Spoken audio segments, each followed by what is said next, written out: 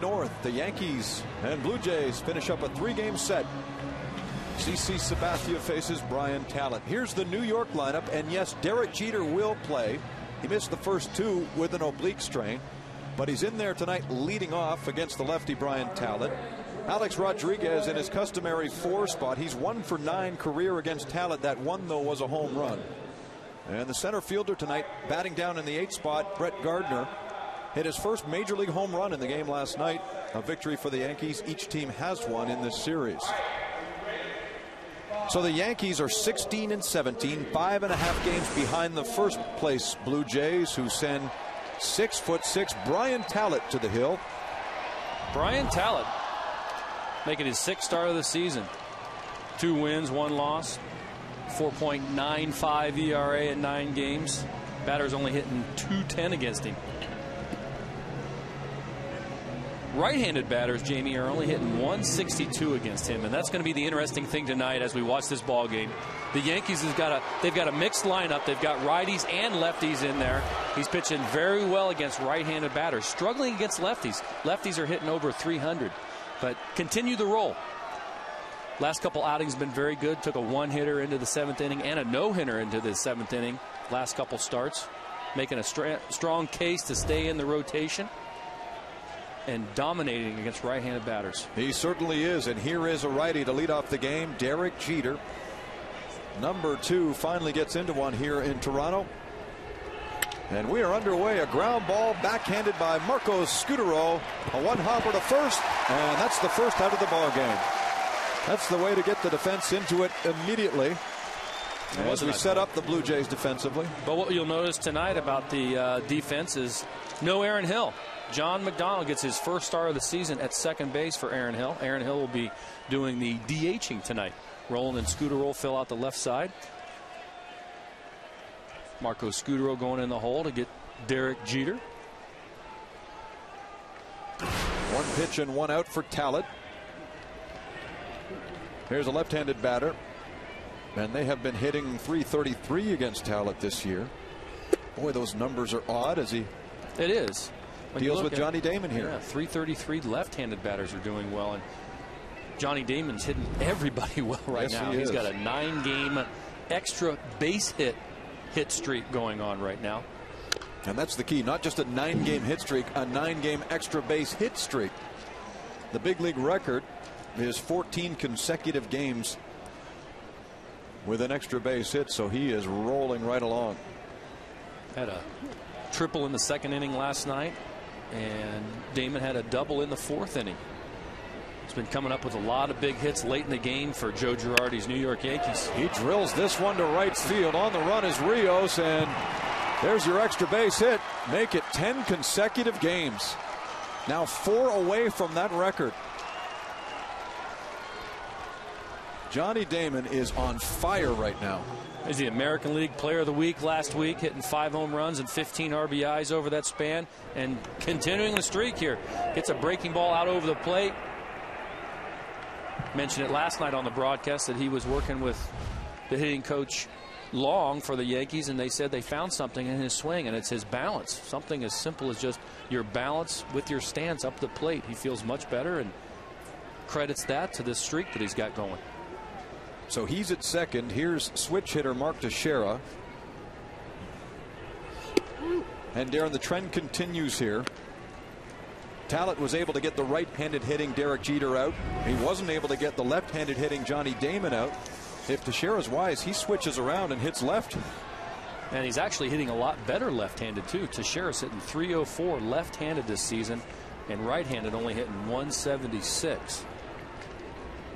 Damon's dancing off second. That pitch is up 2-0 on Teixeira, and look at that ball sneak away. Damon doesn't notice it.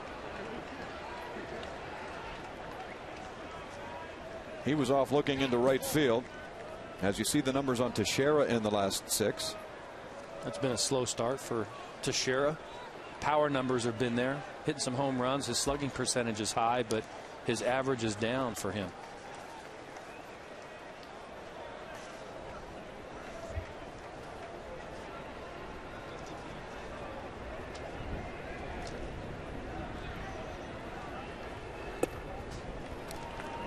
3-0 here against the number 3 hitter, and you know what that means.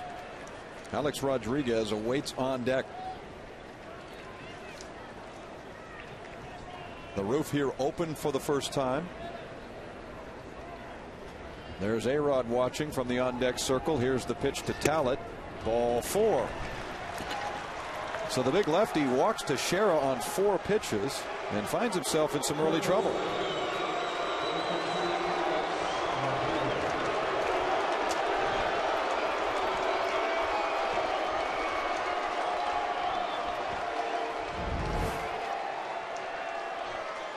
A-Rod with just 3 hits, one of them a 3-run home run on the first pitch he saw since returning from hip surgery.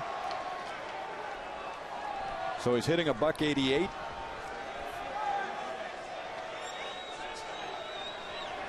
Perhaps his timing is a little off, but he has loved in his career hitting in this ballpark.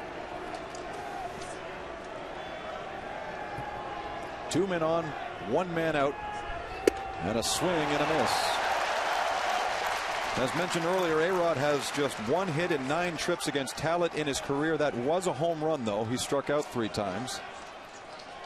And he has hit 48 home runs in his career against the Blue Jays. Only the Los Angeles Angels have been victimized more often than this ball club.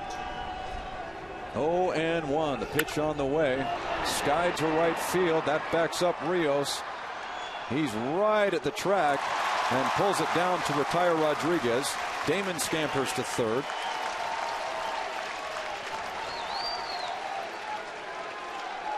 Two out here in the first inning. Well, A-Rod puts a charge into this one. Out over the plate, and he looks at it like he might have it. And the ball's carrying pretty well that way. The roof is open tonight. A lot of wind here in Toronto. That ball carried well. I didn't think it had a chance at all to even make it to the track. And if Rios wasn't standing there, it's off the wall. Does it carry more with the roof open or the roof closed? I always felt that it carried down the lines better with the roof open. To the gaps, left center, right center, and center field, I felt that it didn't carry as well with it open.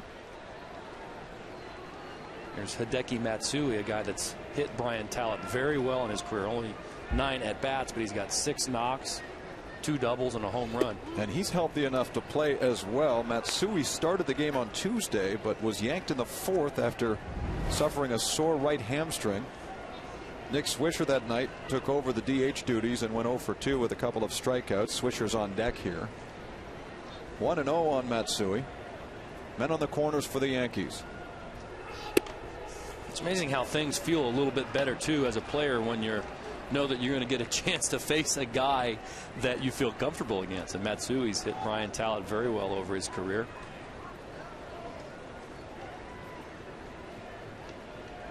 Not many at bats. Of course, Brian Talent pitching out of the bullpen really through most of his big league action. He came up as a starter originally with the Cleveland Indians in September of '02, but has been a very effective reliever for the Blue Jays since joining this organization, and has seen spot starts here and there. He's never been a true bona fide member of the rotation here, but he's spelled players from time to time. Here, the way he's going in the last few games, he's pitching to stay in this rotation. In a little bit of trouble here, though, with 2 runners on for the Yankees. Runs it inside, 3-1.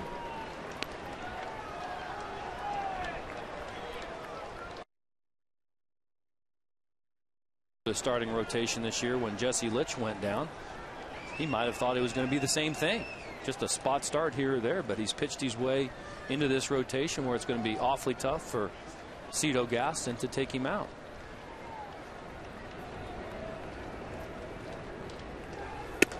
Ball 4. So he's walked 2 so far.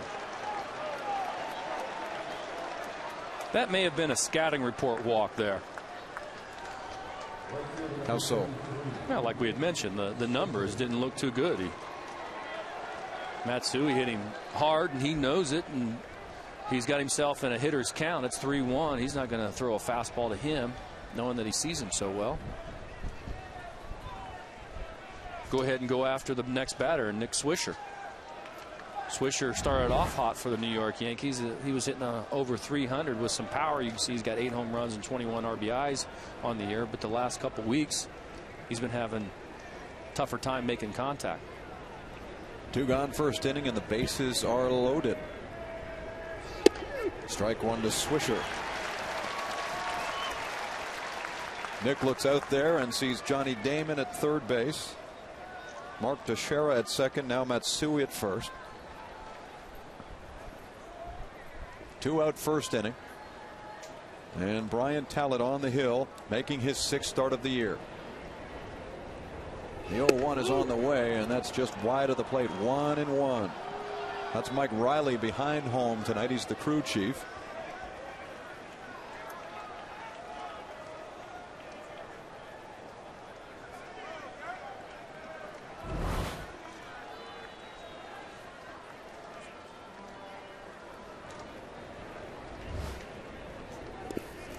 Blocked by Barajas. 2 balls and a strike.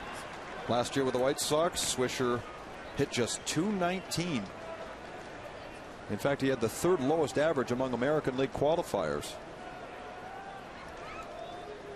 He'll always have a soft spot for this building, though. He made his big league debut here on September 3rd of 2004 and doubled off of Ted Lilly.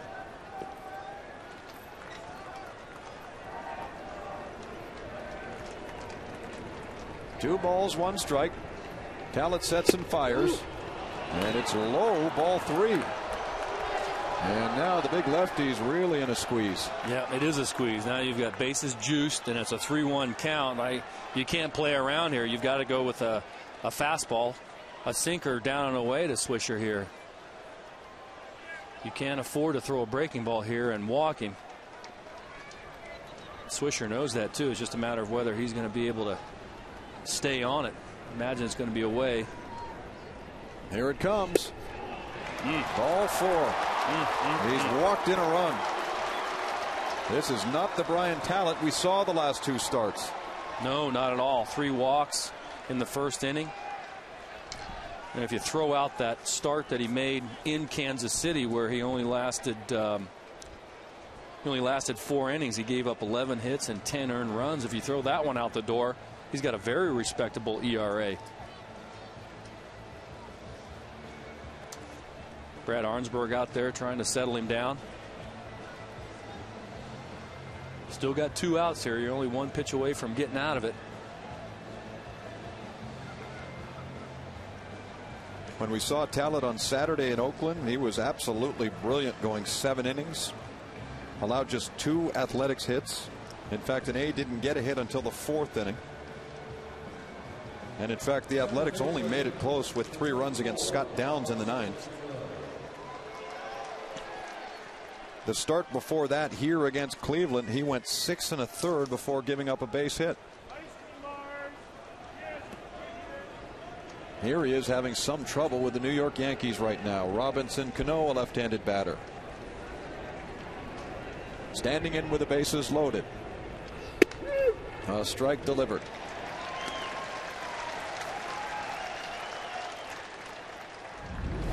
Cano had a single and a double in 5 trips last night. The Yankees won at 8-2. Cano hitting .317, 6 home runs, 19 RBIs. Another guy in the Yankees lineup that's hitting left-handers very well. .368. Sends that one down the left field line. Bautista over right there near the wall. And the guy with the beard made the catch.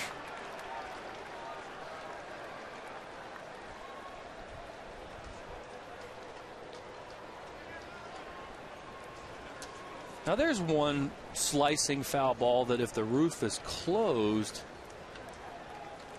I'm guessing now, but I've seen it where those balls will stay in play. And with it open, you just don't know how the wind is affecting the baseball, and quite possibly could have pushed that baseball into foul territory, into the stands. A lot of wind out here.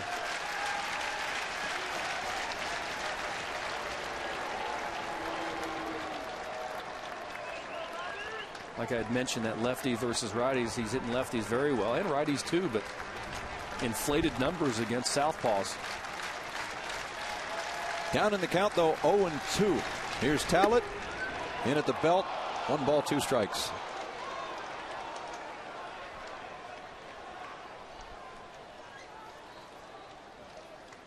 Brian's now in his 7th season in the major leagues. Never played a full year in the bigs.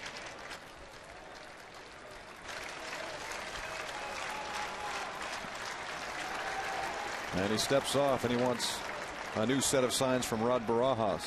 There's the scene on the base paths, filled by Teixeira, Matsui, and Swisher.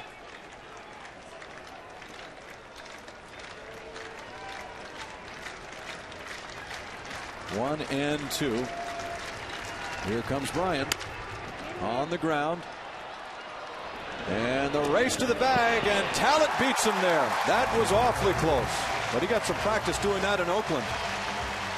So he gets out of this giving up just the 1 run. And we head to the bottom of the 1st inning with the Yankees on top. You're watching Blue Jays baseball on Rogers Sportsnet.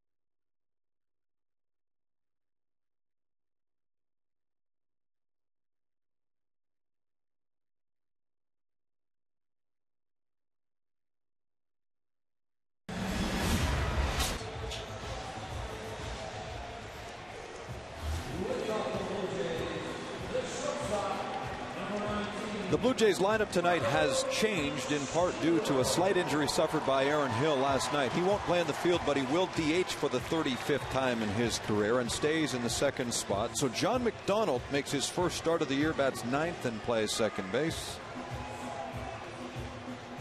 And they're in tough tonight, no question about it, because CC Sabathia is on the hill for the Yankees. In his last outing, he shut out the Orioles 4-0, struck out 8, went the distance.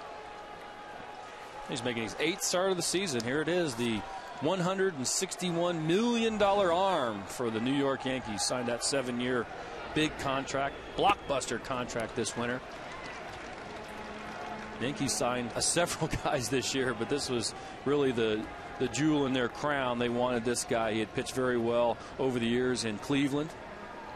Went over to the Milwaukee Brewers around the trade deadline last year. That's popped up by Scudero. Teixeira in foul territory, puts it away, 1 out. What do we expect from Big CC? Well, he is big, and that's one thing that you expect when you're a hitter and facing him, is that he's an imposing presence. Big man, jams righties. He's a guy that has a loose 3/4 arm delivery and throws a lot of cutters, slurs into right-handed batters, and he is the true ace. He's a guy that the Yankees wanted to go out and get and replace Mike Mussina that they lost to retirement last year. Aaron Hill is the batter now. And Aaron fouled the ball off his left shin in the 3rd inning last night in what he called today a boo-boo. He says he could be playing second base today, but... Did he refer to it as a boo-boo today? He called it a boo-boo. And I did last night. That's a direct quote. Did he? So he gives Adam Lind a chance to take a break and allows John McDonald to get a start here against the Yankees. I think that's a good call by Cito Gaston to give Adam Lind a break from this tough lefty. Oh my! Can he get it to first in time? Yes, indeed. Where did that hit him? Wow. That was a rocket right back at his coconut. He just got his glove up at the lat. Look at this play. Seeing a replay here in house on the big vision in. But let's take a peek at this one. Aaron Hill, fastball away and right back at his head. Good reaction, though, by CC Sabathia to get a little leather on it, knock it down, throw him out. Luckily, nothing but glove.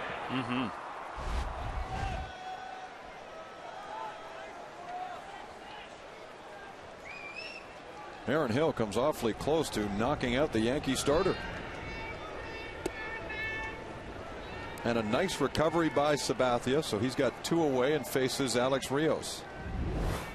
Alex just 2 for 7 in the series, no runs driven in. He's scored twice. Career-wise, he's got 2 home runs off Big CC. This one's popped up and out of play. After the Orioles were defeated on Saturday by Sabathia, Aubrey Huff said he was right on, working both sides of the plate. And the one thing that impressed Huff about Sabathia's stuff that night is that they couldn't pick up his curveball.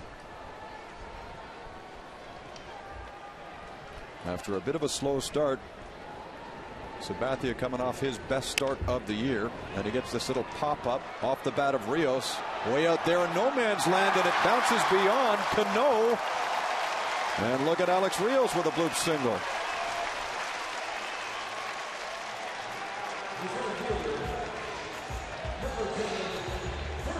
Well, you'll get these now and again as a hitter.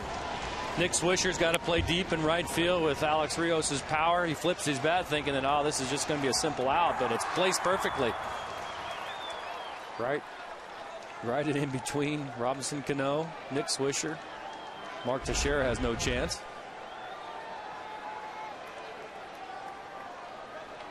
As they say, it looks like a line drive in the box score tomorrow. You know, when they put out those box scores, they don't draw pictures. That is so true. Vernon Wells now.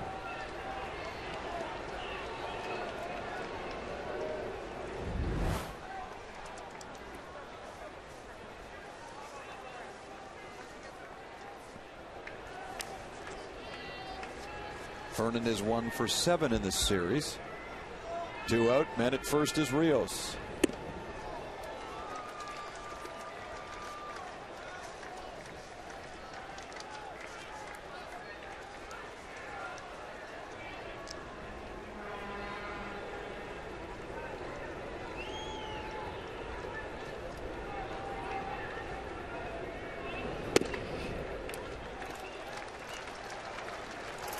Two and one on Wells. Well, CC's got a nice 3/4 arm action with a little slight hesitation before he parts his hands, or as soon as he parts his hands right over the rubber, he kind of hesitates before he delivers it. Hides the ball very well for a big man. Line to left field and caught by Damon. A tough play. Wow. Right at him. Line drive to an outfielder is always the toughest. He did not look comfortable making that catch, but makes it either way. 1-0 New York after 1.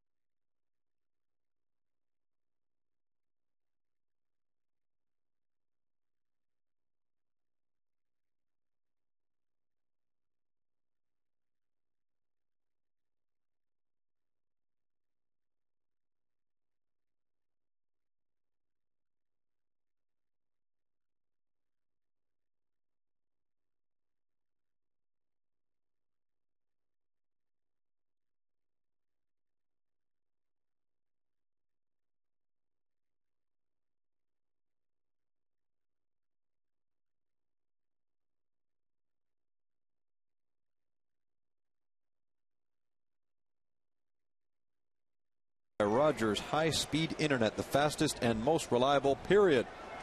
The Jays are 5-2 this year in games following a loss of 3 or more runs. And they lost at 8-2. Here's Gardner trying to bunt his way aboard, but a quick reaction from John McDonald prevents that. And it's a one-pitch, one-out situation for Talent here in the second. Toronto Blue Jays haven't lost a home series yet this year. They have not. Only lost one series all year. They lost 3 out of 4 in Kansas City.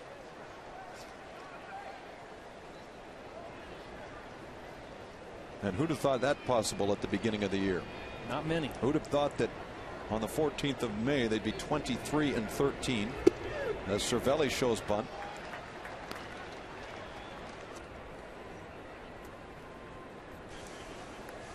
Francisco Cervelli picked up his first major league RBI in the 5th inning last night.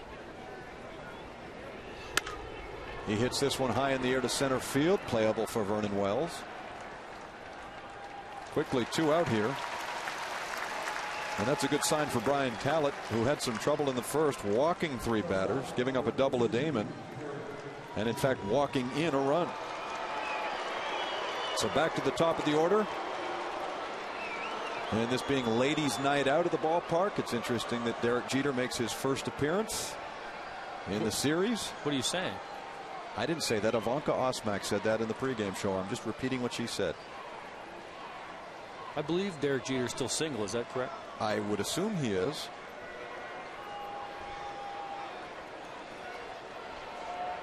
You never know with Jeter, though, right? Because he's the one superstar on this team that keeps his private life out of the tabloids in New York. Right.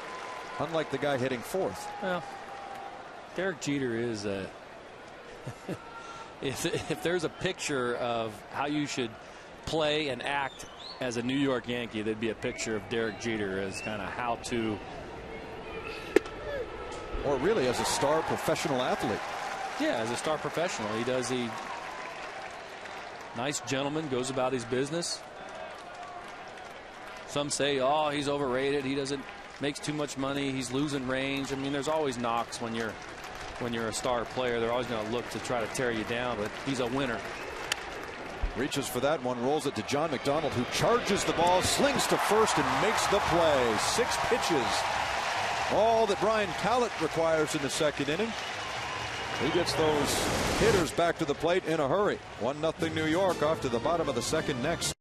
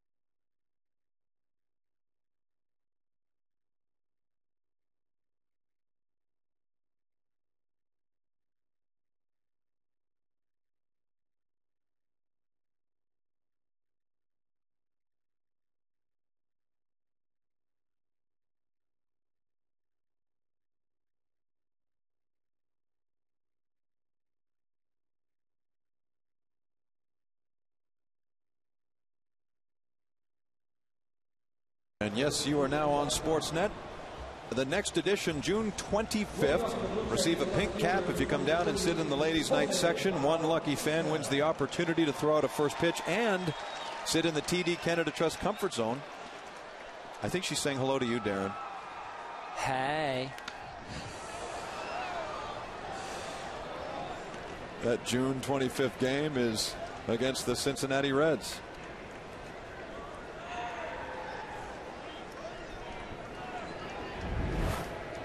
Here's Jose Bautista. Hitting 5th for the first time this year.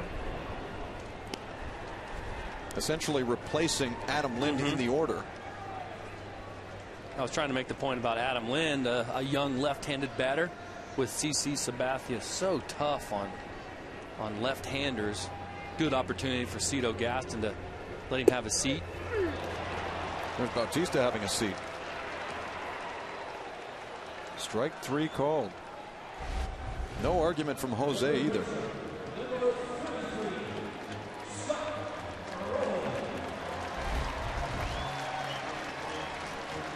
So 1 gone, and Scott Rowland, third baseman, having a very good series. 5 for 8 with 2 doubles and 3 singles.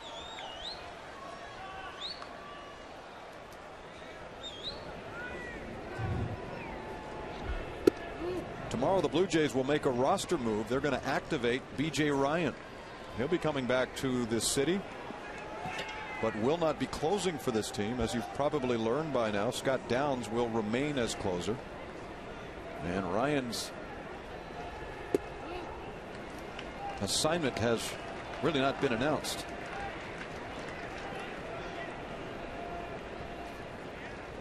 So we will see what kind of corresponding move the Blue Jays make. Obviously, one of the relievers will be sent down to AAA. 2 balls and no strikes here on Scott Rowland. Sabathia kicks and fires. There's Jeter. And there goes Rowland.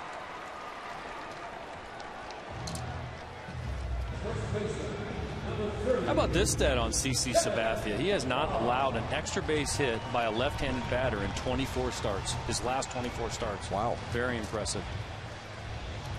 Which might explain why there are 9 right-handed hitters in the Blue Jay lineup tonight. Got a very tough arm angle against left-handed batters. Big sweeping slurve breaking ball. Here's Kevin Millar. He's knocked in 10 runs in his last 12 games.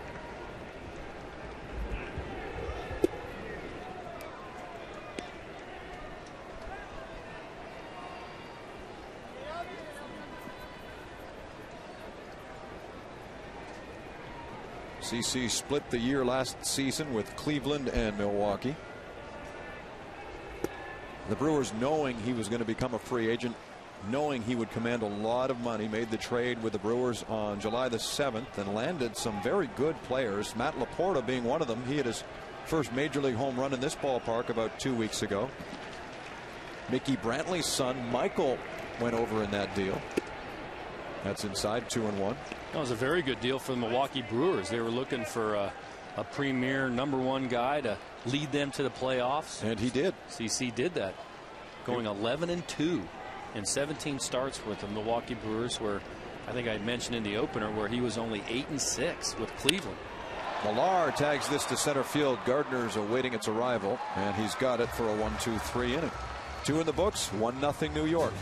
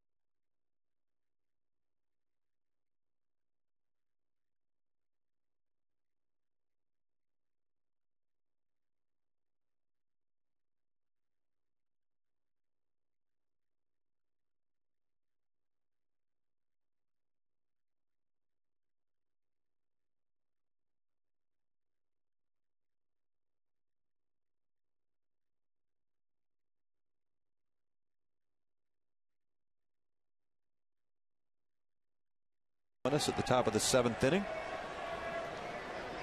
to talk about, among other things, taking batting practice today. It's always fun watching athletes from other sports try and hit a baseball. Trent Edwards, the quarterback, hit 2 home runs and I believe his first 10 pitches. Yes, he did. He's pretty proud of it too. Here's a guy who's hitting it well right now, Johnny Damon, who doubled and scored in the first inning. That double means he's now hit safely in 10 consecutive. He has managed extra base hits in 10 consecutive games, the major league record being 14, most recently established by Chipper Jones of the Atlanta Braves 2 years ago. Wave and a miss there. 1-2 on Damon. And Johnny's got a reason to want to put up some good numbers this year. He'll be a free agent at the end of the year, with some good outfielders coming into the marketplace like Rick Ankiel and Matt Holliday.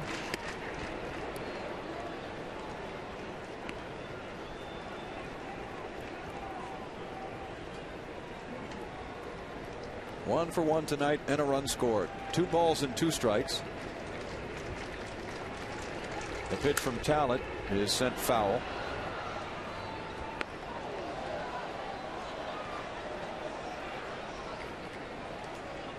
Talent did well in that second inning after walking 3 and giving up a hit in the first to come out and get a 1-2-3.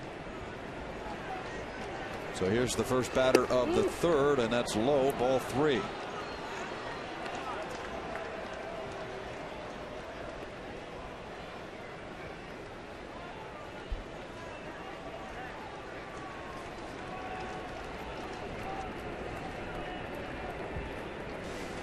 Here's the payoff then.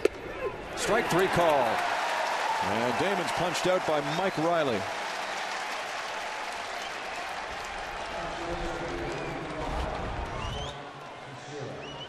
That good pitch by Talent. Little cutter away. Just that little bit of movement that can freeze you as a left-handed batter, and he was able to keep it down. Slight little cut to the outside part of the plate. Mark Teixeira is back. He walked in the first. Broken bat and a leaping effort made by Roland, and it rolls out toward left field. And I wonder, Darren, if he lets that go, if Marco Scutaro makes the catch. Marco Scutaro definitely makes the catch. Scutaro was there, and Marco believes that Roland had it too, so he didn't call him off, and the ball just was able to float just that little bit over top of his head. Look at Marco Scutaro is right there. And at the last second, Scott Rowland blocks him off.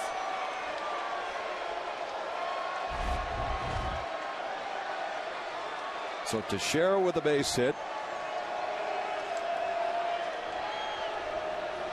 And really the Yankees are giving it out, and now Teixeira is off and running, sliding into second as Rodriguez flies to center field. And he's got to get up and scamper back.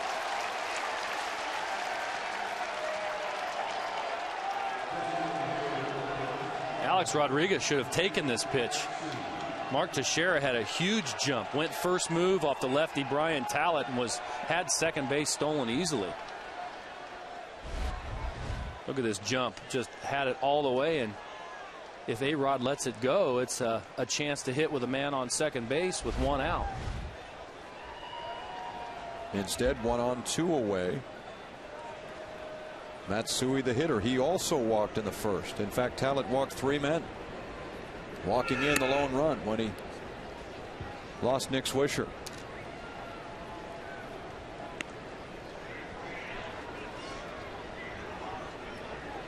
Give us your explanation as to why left-handed hitters seem to be hitting Brian Talent so well this year. Well, the typical answer for when you see those type of numbers lefty on lefty is that the left-handed batter takes the changeup away from the left-handed pitcher. Typically, they don't want to use the changeup to a left-handed batter. They like using it with a righty, and Talent does have a good kind of dead fish, turn the ball over, changeup to right-handed batters. He pitches very well away are inside to righties but away to lefties. I think he has a little bit more trouble controlling the fastball on the inside part of the plate to lefties, and you've got to be able to stick that fastball into lefties to make them conscious of the pitch inside.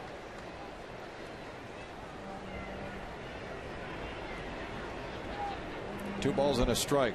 A short lead for Teixeira at first, and now he's back.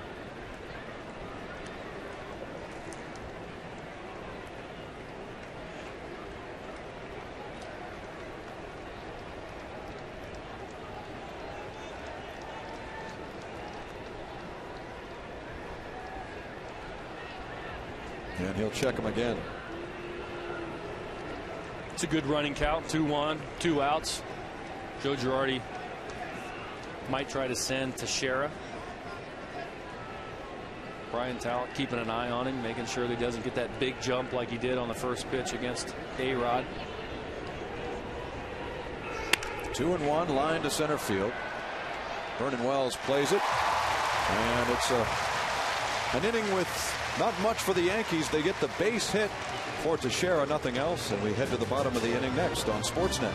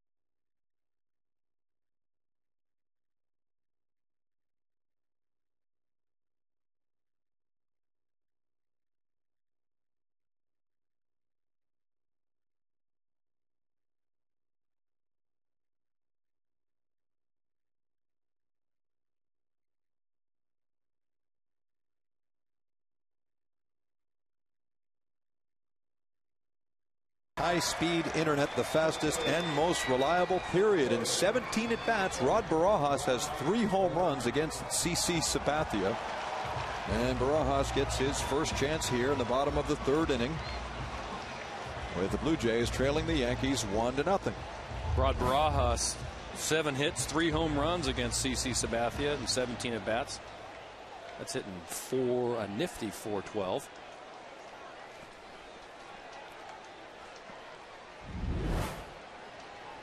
CC likes running that cutter slider inside to righties and keeping it low, and Rod Barajas is a low ball hitter with an uppercut.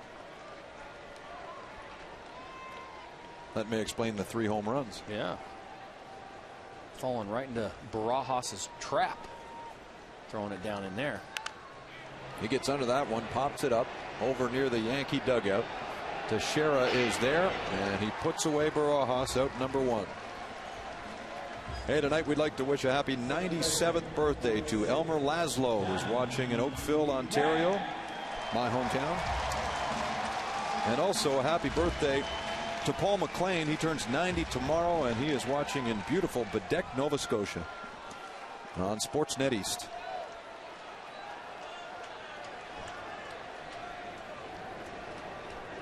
John McDonald in a starting assignment, his first of the year. Johnny Mac here, getting just his 14th at bat of the season.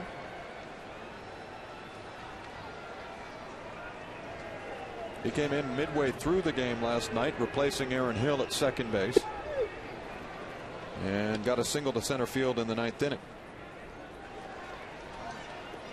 Well, you take a start any way you can get it. First one of the year.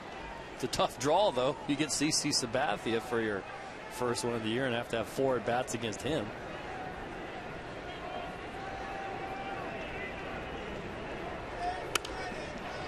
That's fouled away. CC won the Cy Young Award 2 years ago. The first of 2 consecutive by Cleveland Indians after Cliff Lee followed up last year. CC won 19 games that season. When he signed with the New York Yankees, he became the richest pitcher in baseball history as McDonald flies to center field. That contract, 7 years and $161 million, the most ever awarded to a free agent pitcher. And if you look at the numbers posted by Sabathia in comparison to those of Roy Halladay's, I've said this a lot too. I think Roy Halladay's a bargain at $30 million over the next 2 years. 101 wins, only 43 losses. Look at that winning percentage, just phenomenal. 10 more complete games. And Sabathia is known for being a guy who can go the distance.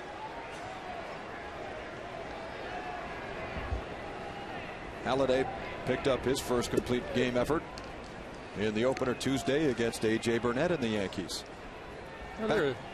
Excuse me, I was just going to say there could be a case to be made that CC Sabathia is really the right-handed version, or the left-handed version of Roy Halladay, as numbers concerned.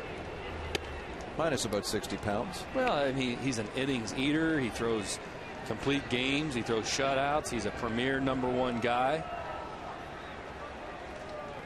I don't know what Halladay weighs, but this guy apparently tips the scales at 290. Standing 6'7".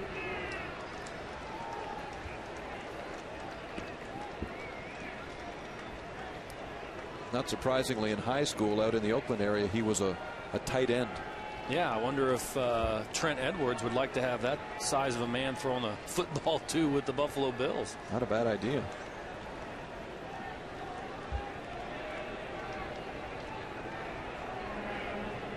Here's the 2-1 to Scutaro, down and in. Scutaro's a career .400 hitter against Sabathia.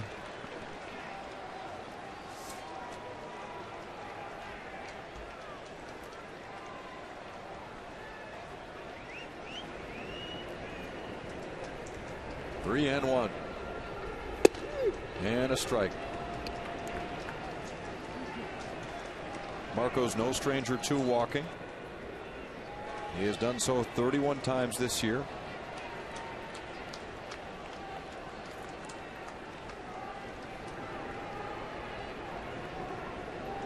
Here's the pitch from Sabathia. Drilled foul. You know, when he was traded to the Milwaukee Brewers, Sabathia and his wife took out a full-page ad in the Cleveland Plain Dealer. Remember that. Cost them about $13,000. Just to let the people in Cleveland know that he was grateful for the 10 years he spent there.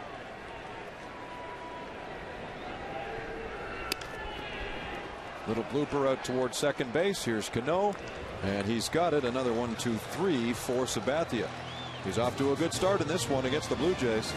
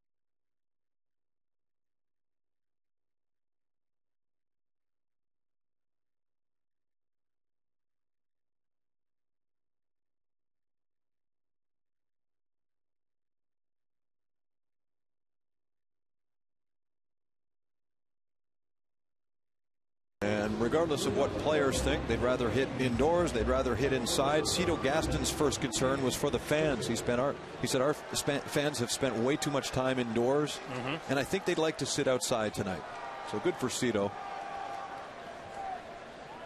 And it is a game worth watching outdoors, no question about that. Great to have the roof open, and great to have you with us tonight on Sportsnet. This is Jamie Campbell with Darren Fletcher. Scott Carson, our Sportsnet.ca columnist, is here as well. It's the Yankees and Blue Jays for the third time, their first meeting of the year.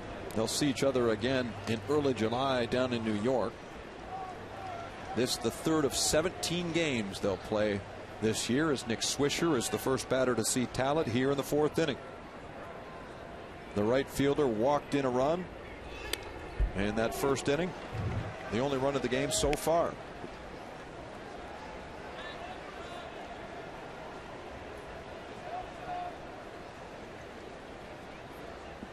Talent struggled in the first inning, but has only given up a single in the last two. Yeah, he's able to settle down. I thought in that first inning he was in trouble. He was a couple hits away from letting this game get out of hand. Was able to get Robinson Cano on a hard ground ball to Kevin Millar. He got over there and was able to get him out. John McDonald behind the bag at second, throws out Swisher. Good positioning by John McDonald, cheating the ball, or cheating himself up the middle. Nick Swisher, pull hitter.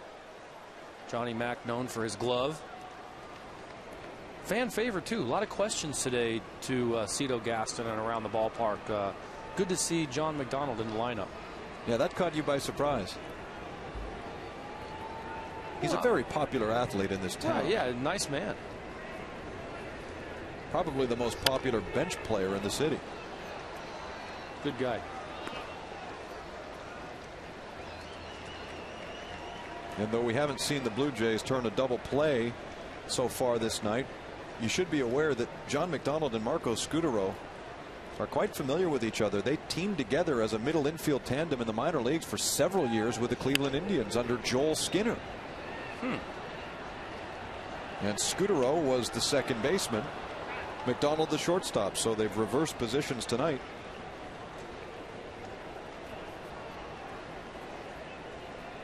Both came up with Cleveland, as did Brian Talent, as did Sabathia.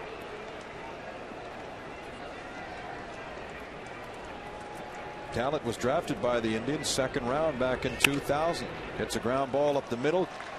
He can't kick it to himself, so Cano's got a single with one out.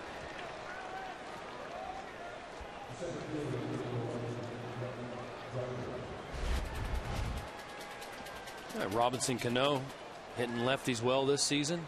Base hit up the middle. And you had mentioned the Toronto Blue Jays and the Cleveland Indians. When I think of when I was a child, when I think of American League baseball, I really think of those two teams, kind of their outfits and that old stadium, the mistake lake by the by the lake in Cleveland, that big place that holds 70,000 people. Spot where Dave Stieb, did he throw his no-hitter there? Yes, he did. Now, you would not have played there, would you? I did not. You did not play at Old Municipal Stadium.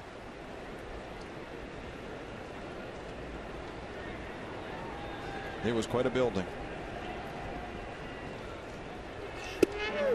And you're right, 70,000 seats or so. I saw a game there back in about 91, Kansas City and Cleveland, and there might have been 4,000 people filling 70,000 seats. So that looked very empty. Oh, my. Here's Brett Gardner, center fielder. Tried to bunt his way aboard in the second, but bunted the ball a little too hard. It rolled very quickly to John McDonald. Man on first is Cano, one away, fourth inning, 1-0 New York.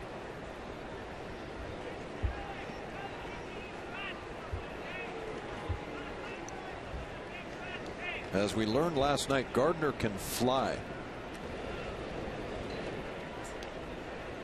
He hit one up against the wall in the fifth inning. And by the time the ball had hit the padded wall in right center field, he was touching second base. He can run. Yankees minor league player of the year last season. Stole 37 bases in Scranton Wilkes-Barre AAA.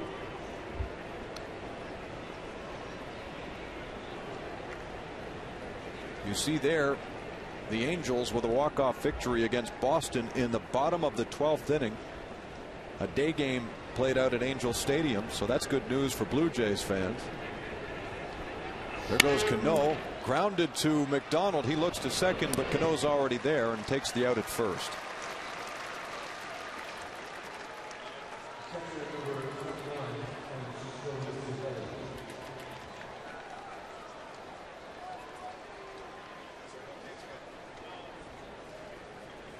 And now the number 9 hitter, Francisco Cervelli. We can update standings for you in the East. The Red Sox now a game and a half behind the Jays after dropping the last 2. Boy, I watched that game last night from Anaheim. Daniel Bard, a right-hander, top prospect with the Red Sox, made his big league debut in relief, and let me tell you, he can throw an easy 97. Here's Cervelli. Ball 1.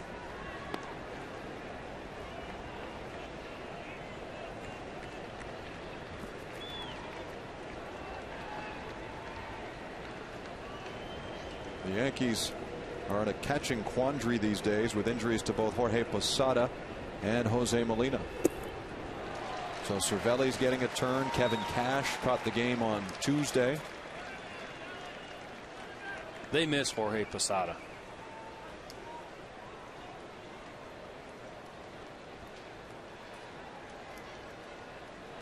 They get him back, get Nady healthy, give some options in the outfield for Joe Girardi.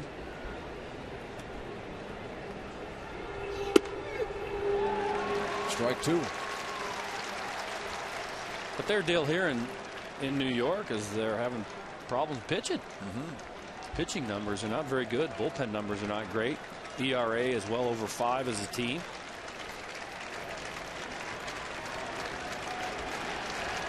One and 2. Here's the pitch. Line to center field. Caught by Vernon Wells. A hit for the Yankees. 1 left. No score. It's a 1-0 Yankee lead.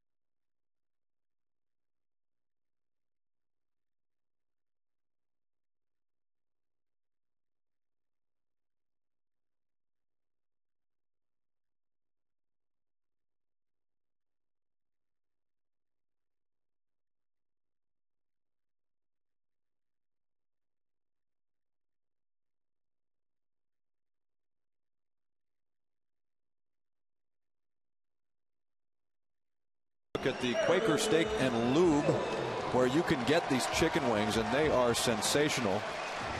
They've really expanded concessions. The Muddy York Market features the barbecued chicken nachos, smoked barbecued chicken, chopped jalapenos and onions with fresh salsa and sour cream on the side, all loaded into a tricolored tortilla chip. I mean, you can get pretty well everything, and they're encouraging people who are coming down to the ballpark to remember that you don't just have to eat hot dogs at the ballpark anymore. Get down here early and enjoy some of the feast, because we're going to. Yeah, why not? You're already into the chicken wings. Yeah, you go ahead and take it from here, Jamie. I'm going to have some wings if you don't mind.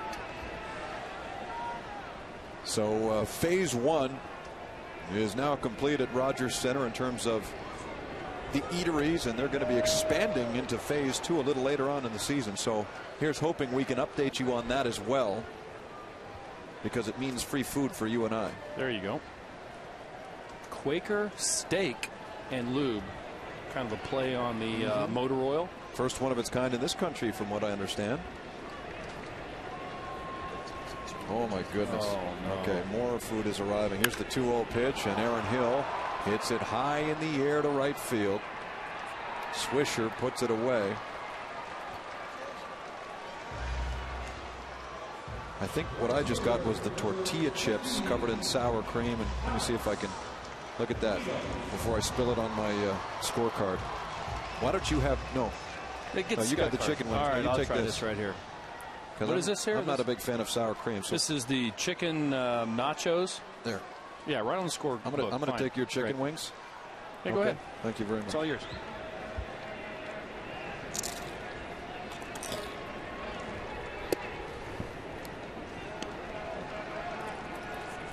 You want to turn your microphone off if you're going to eat those things? Oh, my bad. Sorry about that. There's Alex Rios, 1 for 1. No, go ahead, honestly. Go ahead and eat. I'll take care of this. And a strike. It does look good.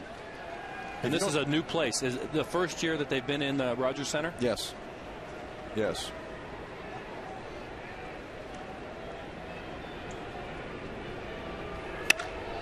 Rios hits it well to center field. Gardner back to the wall, and he looks and sees it's gone. A home run and a line shot at that.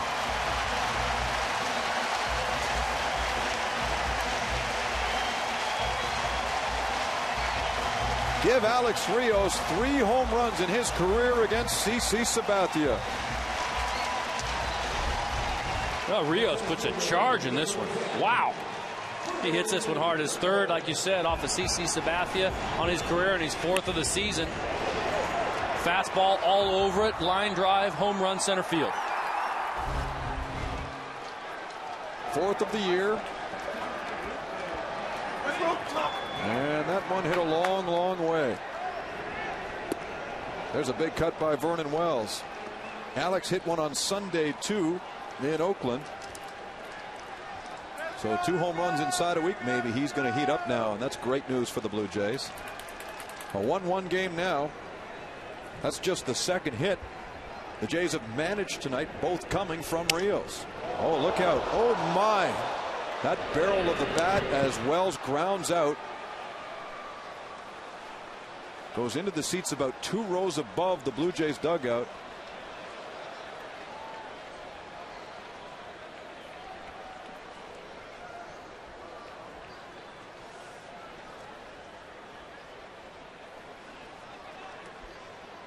Is he all right? That hit pretty hard.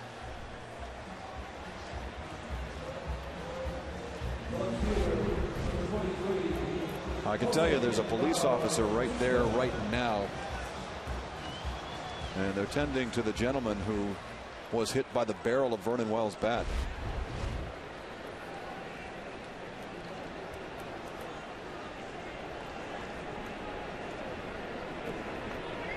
We continue to see this, Darren. And it's become a big enough problem in big league baseball that it has been addressed by the commissioner's office. The fact that so many bats in the last couple of years are flying into the stands.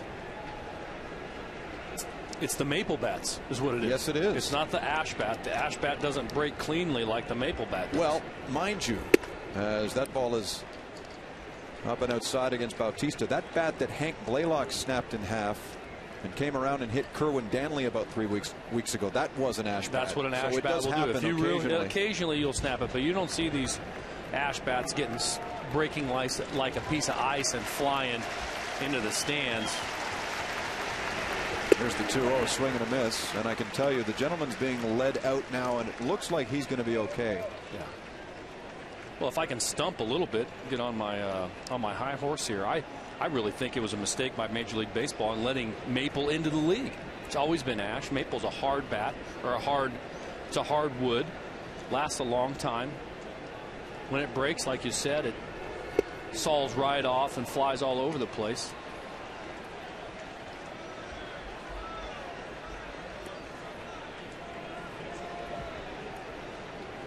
Two balls and two strikes on Jose Bautista in a 1-1 ball game here after Alex Rios hits his 4th of the year. And he goes after that one, striking out, and that ends the 4th inning. But Rios has tied the ball game at 1. You're watching Blue Jays baseball on Rogers Sportsnet.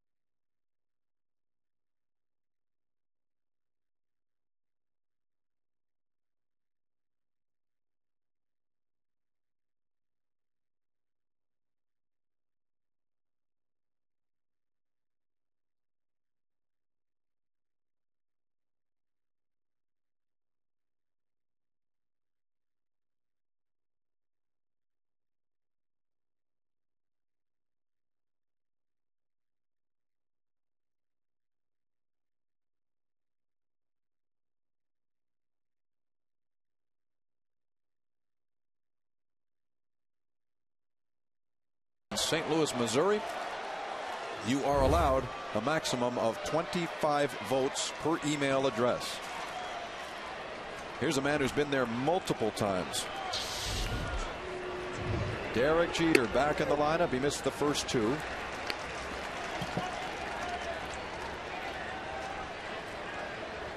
And we are now officially licking our fingers before writing anything in the scorecards, because chicken wings, quite frankly, these chicken wings are outstanding. Khaled with the 0-1 pitch, and now it's 0-2 on Jeter, who's 0 for 2 tonight. Derek Jeter, classic inside out swing.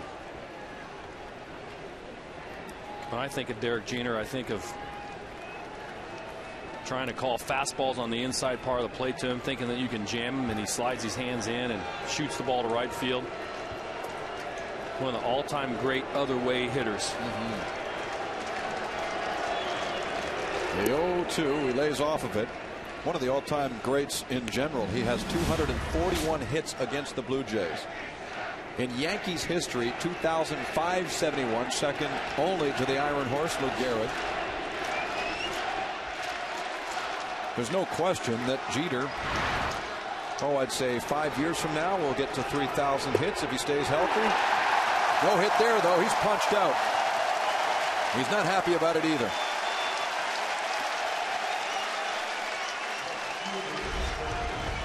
Well, it was a strike.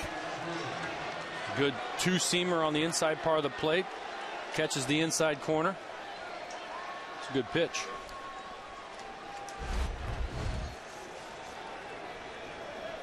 Back comes Johnny Damon now. 1 for 2, and a hard grounder taken by McDonald, perfectly positioned, 2 away.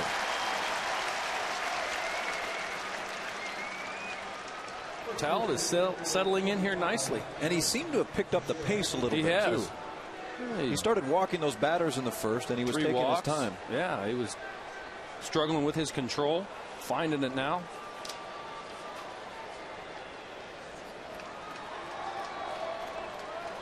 Pitcher would say, I found my rhythm. Here's Teixeira now. Teixeira got a $180 million contract. They gave $160 to CC Sabathia, another $80 million to AJ Burnett. Yeah, they tied up a lot of money over the next 7 years. Well, they spent what, about $250 million on 3 players. So third place can't be sitting well with Yankee fans at this point.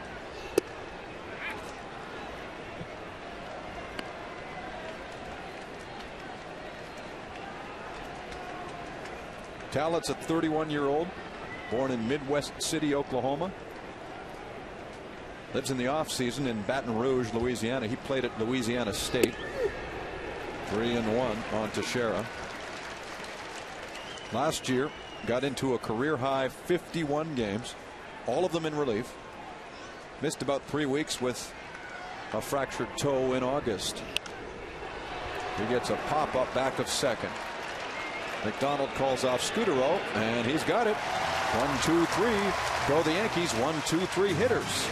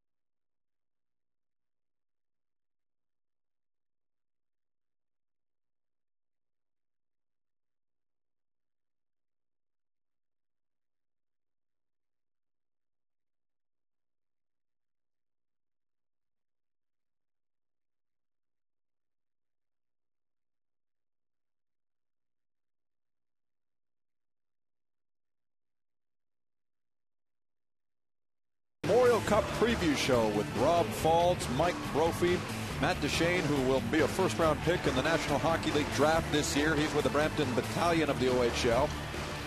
Because the Memorial Cup is coming up beginning tomorrow with the host Rimouski Oceanic taking on Kelowna, the champions of the Western Hockey League. Game begins at 7 Eastern Time, 4 Pacific. The esteemed Peter Labardius will be joined in the booth by Sam Cosentino for the play-by-play.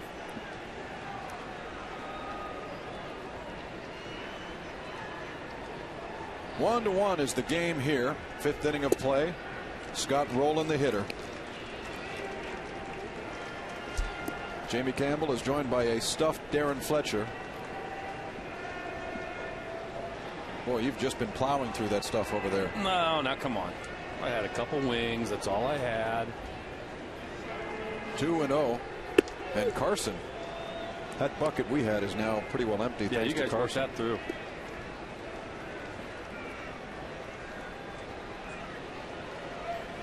The Yankees scored first.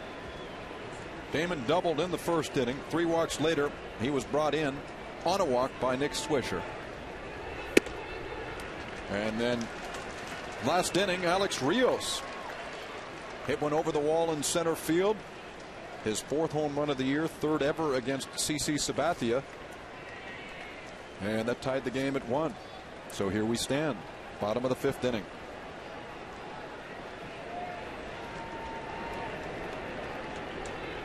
Ball 4, and he's walked the leadoff man. So Rolen trots down to first,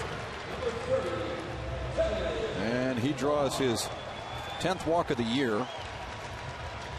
That'll bring Kevin Millar up to face Sabathia. Well, let's see if the Jays can get something cooking here in the 5th. Leadoff walk is a great way to get something rolling. I don't think Kevin Millar is going to bunt, but a little double in the gap might get things rolling.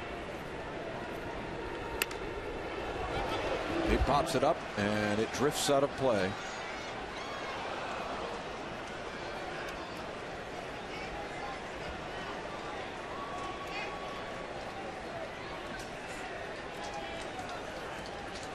Despite the big contract, the 19-win season 2 years ago that netted him the Cy Young Award, CC Sabathia is a lot like Alex Rodriguez in that he has yet to perform well in the postseason.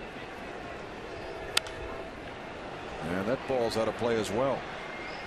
Milwaukee got him to help them in the playoffs, and he propelled them to the postseason, going 11-2 once acquired. But then he pitched in the second game of the National League Division Series against Philadelphia and gave up 5 runs in 2 1/3, including a grand slam in that game to Shane Victorino.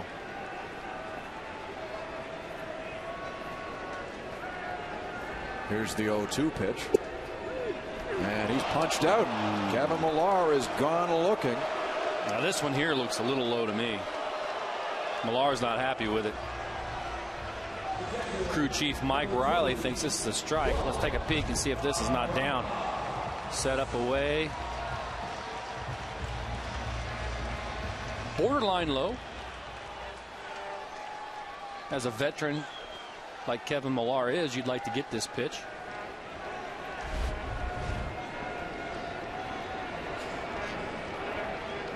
Well, here's Rod Barajas. Now, you being a catcher, you're a good guy to ask, but Mike Riley, when the pitch is on the way, when the pitcher goes into his delivery, puts his right hand on the back of the catcher. Right. Would that bother you if you're Francisco Cervelli or Rod Barajas? Would that be bothersome? Just lightly putting the hand on my back, no, it would not. Now, if you were leaning on me or pushing on me, I've had umpires lean on me. I've had umpires try to shove me back towards the middle of the plate. Don't like that.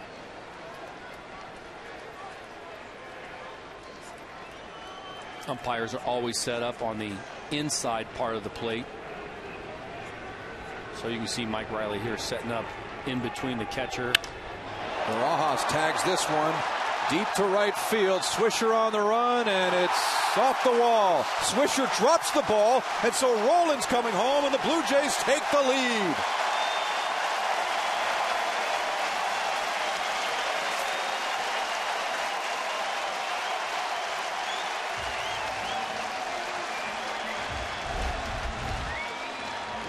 Rod Barajas, 8 for 19 now off of CC Sabathia. Gives this one a ride. Thought maybe had a chance to get out. As you see, this ball is going to hit up against the wall. Nick Swisher might have had a chance to hit the cutoff man and have a play at the plate, but with that little drop, it's going to allow Scott Rolen to come on in.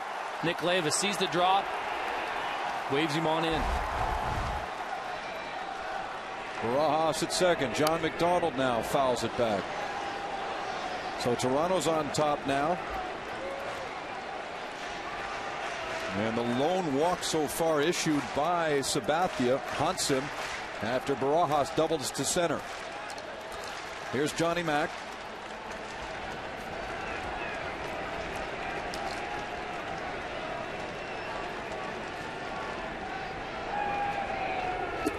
Now the two guys that have good numbers against CC Sabathia has come through here early. Rios home run, Rod Barajas double. Both guys, Jamie, low ball hitters, Barajas and Rios. And that's what CC Sabathia does well, is he keeps the ball down. He doesn't elevate it as much. Pitches down in the zone. Those two batters with their uppercut swings falls right into their trap. 1-1. He checks the runner. Here's the pitch. Slashed foul by McDonald. Barajas picks up his 10th double, 21st RBI, and propels the Jays into the lead here by 1. After McDonald, Marco Scutaro awaits on deck for the Jays.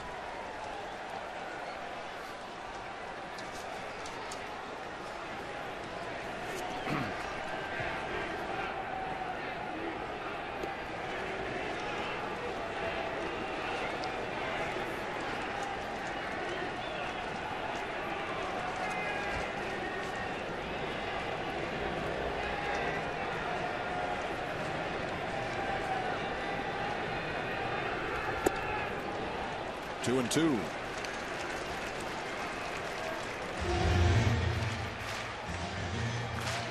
Where John McDonald is concerned, Cito Gaston has asked him to try and pull the ball more.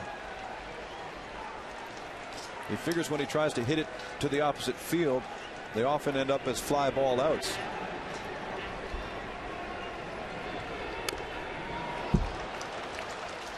But in a situation like this, don't you want to try and hit it to the right side, at the very least try and advance Barajas from second? With nobody out and a man on second, yes. With one out, all bets are off, and McDonald's just on his own to try to drive him in.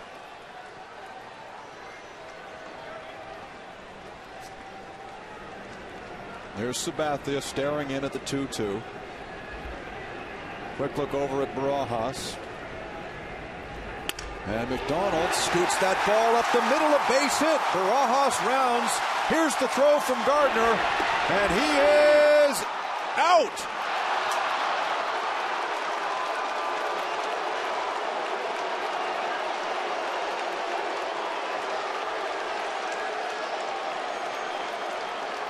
Rod Barajas thrown out trying to score. And the throw on the money from center fielder Brett Gardner. Well, this ball's not hit all that hard, but Gardner, as fast as he is, he comes up, fields it quickly, and makes a strong throw. Let's see if Rod Barajas gets a good jump. Base hit, yeah, he gets a good jump, but he's a catcher. He doesn't run great. It's the right thing to do by Nick Label to try to send him, get him in, but just not enough wheels to be able to make it. Definitely out. Nice tag.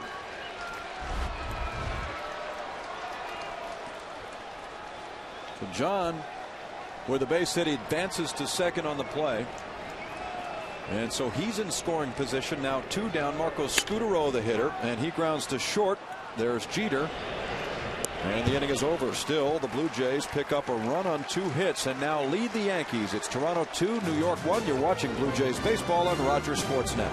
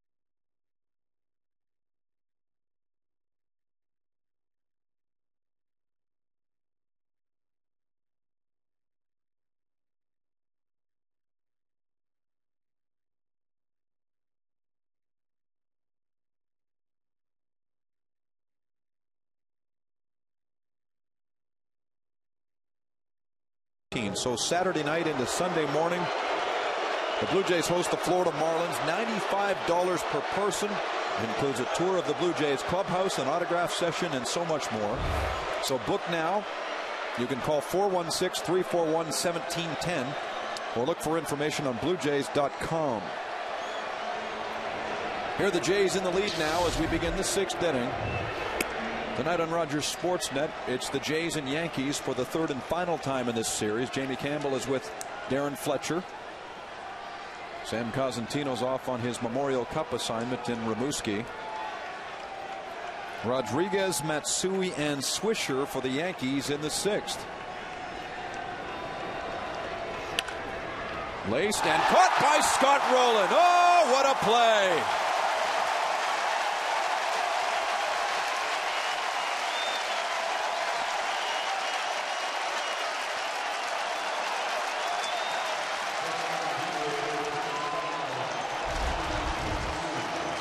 Scott Rowland, always a good glove.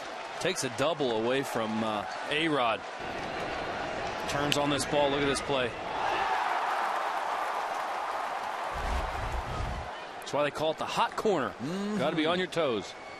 Got to have good reaction over there. And Scott Rowland, one of the best at third base. You know who appreciates that?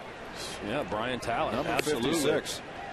That's a man on second base and nobody out. Nobody out. And he's really settled in nicely here. He looked, frankly, terrible in that first inning. Yeah, settled in. Couple nice plays. Had a visit from Brad Arnsberg. Brett Gardner throws out Barajas at the plate. Was a nice throw. Now Blue Jays come up with a little leather themselves. And there's an indication of him settling down. 24 pitches in the first. His most since just 14 in the 4th inning. As he faces Matsui, the pitch inside, 2-1.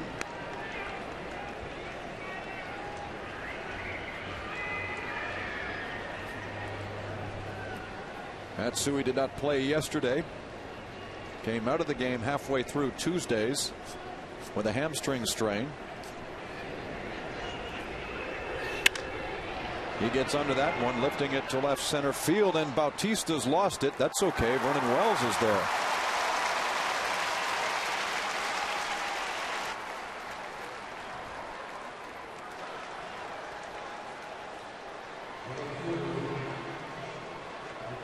Never hurts to have a little backup from your center fielder. That's why you get over there. So Nick Swisher comes back.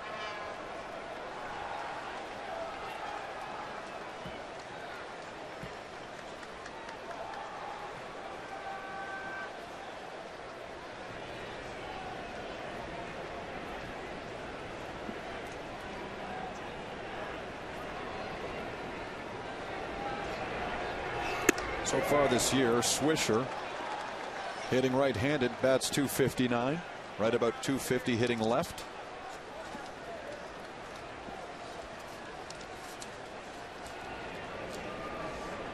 One and oh, the kick and the pitch from Talent, and it's fouled out of play. One last birthday wish on the night, and it goes to Arthur Kane, who's watching in Orillia, Ontario. Happy 90th to you, Arthur.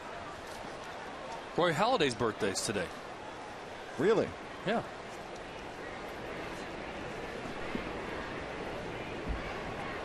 I know. I spoke to him before the game. Did you?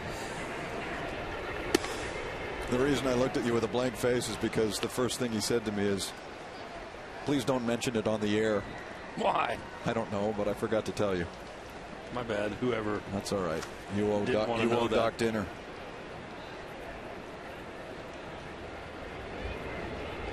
Kind of typical Halladay, is it not, though? He doesn't like to draw attention to himself.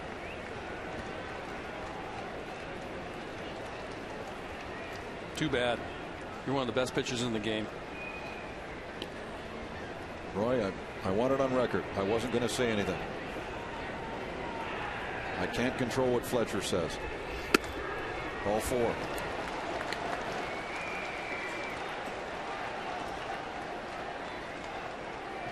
So Swisher walks. Talent had walked 3 in the first inning and hasn't walked 1 since. He faces Robinson Cano. since that first when he walked 3, gave up the double to Damon.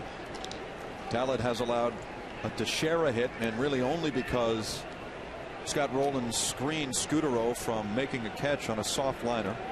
Gave up a base hit up the middle to Cano, and that's been it. And now here's Robinson again, who was named after Jackie Robinson and wears 42 reversed in his honor.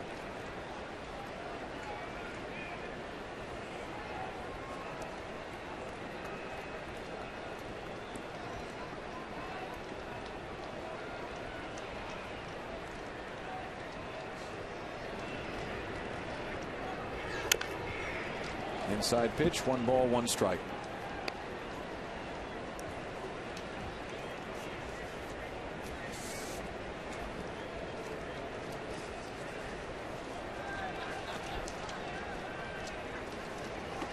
Last year, Cano had his worst season statistically, hitting just .271.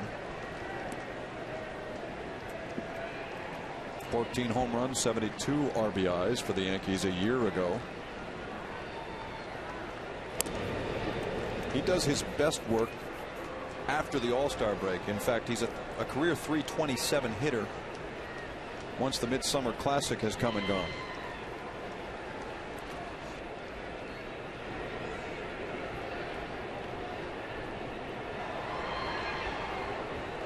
There's the 1-1. Inside again.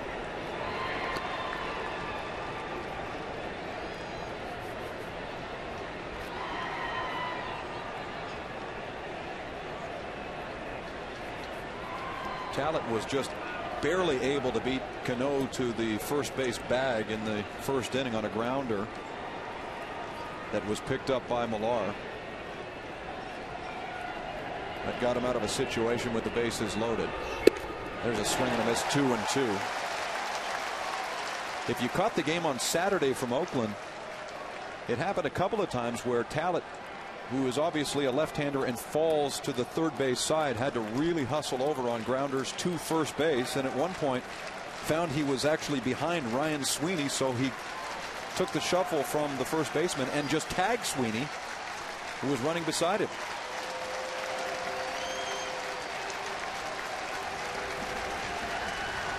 Looking for a strikeout here of Robinson Cano. 1 on for the Yankees, 2 out, 6th inning, and the pitch grounded softly to McDonald.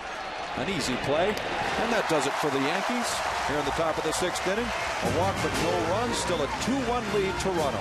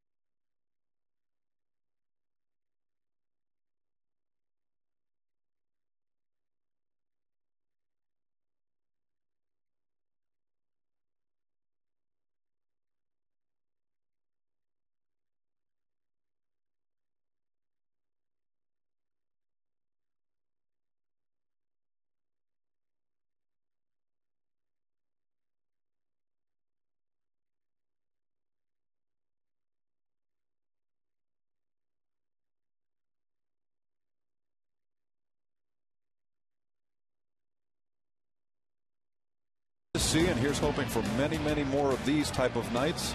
as we get closer and closer to summer.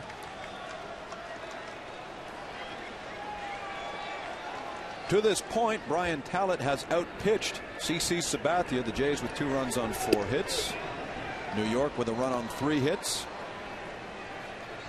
Brian's been a little wild. CC has not. He's only walked 1, but that one, Scott Rowland, came in on a Rod Barajas double last inning. And so the designated hitter, Aaron Hill, faces Sabathia, and he turns on that ball and yanks it down the line. Damon charging in, and it's out of his reach.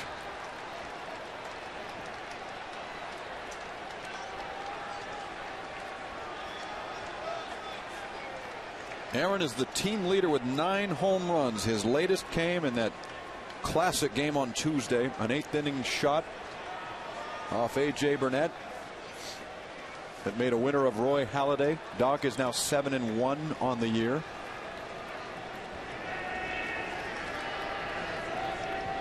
The 0-2 fouled away.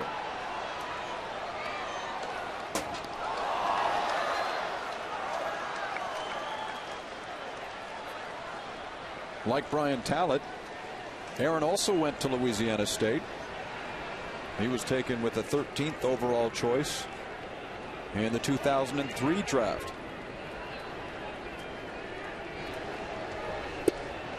Swings over top of that breaking ball, and he goes down on strikes. Well, we've got ourselves a nice little pitching duel going on here. Looks like it, doesn't it? CC Sabathia is being stingy with the hits and the runs, and so is our Brian Talent.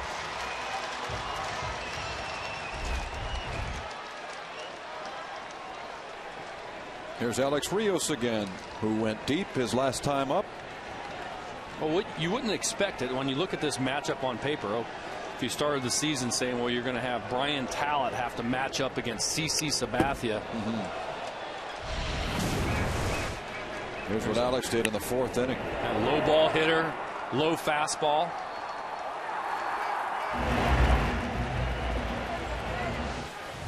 And 4th home run of the season. But you're right. This was a mismatch from a purely pitching perspective to start the game. But what's the old saying? That's why they play them. And Brian Talent, really, yes, he's been dragged out of the bullpen to replace Jesse Litch. Yes, he is a career relief pitcher, but his last 2 outings have shown he's capable of being a decent starter too. 1-1. Now 2 balls and a strike on Rios. And that's why the guys that make the decisions and talk about during the preseason who's going to win, who looks good in 09. Because they look at these type matchups and they say, well, the Yankees got CC Sabathia, they got A.J. Burnett, Chin-Ming Wong, Chamberlain, Phil Hughes. No reason not to pick them to be a contender. I'm not saying that they've at 16 and 17 that they're done. Of course, you throw in Andy Pettit in there too. But a Brian Talent matchup against CC Sabathia, and look what you're getting. Jays are winning this ball game. They're 23-13. Ball 4 to Rios. He's the second man walked by Sabathia tonight. In their first season with the Yankees, Sabathia 2-3. AJ suffered his first loss 2 nights ago here at the hands of the Blue Jays. And Teixeira's just hitting above the Mendoza line, though he does have 7 home runs, and that is a whole lot of money just for this year being paid out. And what's Brian Talent making? Under $2 million? I think $1.9 million. Popped up by Vernon. Derek Jeter calls for it and has it. 2 gone.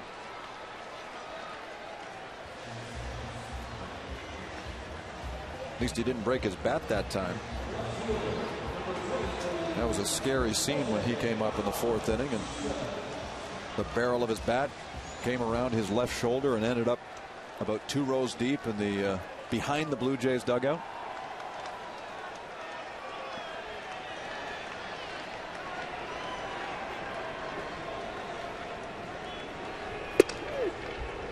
You know, we were talking about bats, and I actually received a letter recently from a furniture maker out in Mission, BC, a gentleman by the name of Lawrence Hardy, who's actually written to Major League Baseball suggesting they alter the rule that requires bats be constructed from a single piece of wood. His claim is that if you take two pieces and glue them together, the slant in the wood grain of the two pieces would sort of neutralize one another and make the bat stronger. Right. You say he's a furniture maker, so he knows how probably to knows a thing or two about it.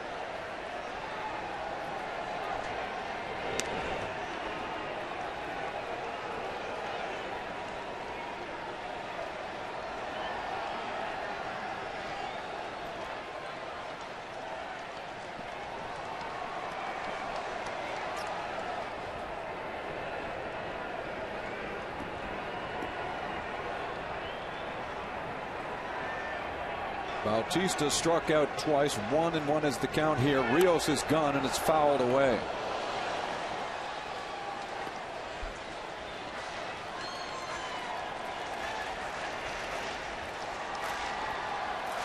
Not a bad decision to send Rios to try and get him into scoring position. Not at all. The way Brian Tallett's pitching, going up by a couple would be big here. 2 outs. Cito Gaston thinking about putting another Blue Jay in scoring position. Only thing 1 and 2 here gives the option for Joe Girardi to possibly use a pitch out. Cervelli's setting up on the inside part of the plate.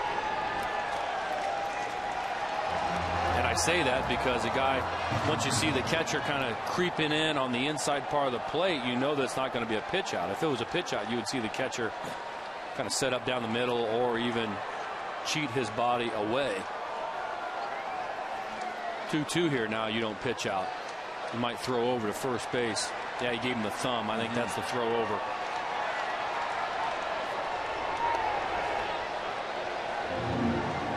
That is often called, if not exclusively called, from the dugout, is it not? Yes. So Cervelli gets that sign from Girardi's bench coach. Right. And then drops the thumb. We'll get the throw over, the pitch out, the step off, all from the bench. Fastball away, changeup. Looks like he went to 3 sets of signs and wants to go with the wiggle. Change. Ground ball, and Jeter takes the baseball, flips to second in time. Oh my! Oh, I thought he was in there. That was a slow developing play. I thought Rios had his foot in there. He was sliding in. I thought he was popping up. Let's take a peek. Nice play by Jeter to stop it. A little tougher from that angle. This is where you'll see it. Safe.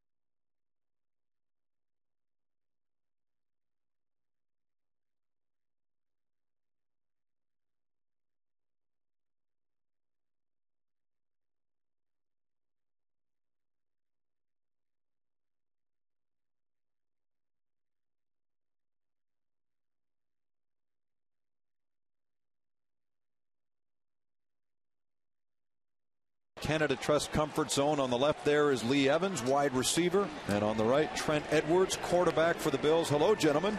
How you doing? How's it going, guys? Well, are you guys having a good time tonight? Because it's been a long day for you. It has, but it's been a lot of fun. It's been, an experience like no other. So it's been, we're just enjoying it. Well, you got the great seats, courtesy of TD Canada Trust. And before the game tonight, you got a little batting practice, and I couldn't believe the number of people that turned out to watch you guys hit. Who of the two of you was most successful?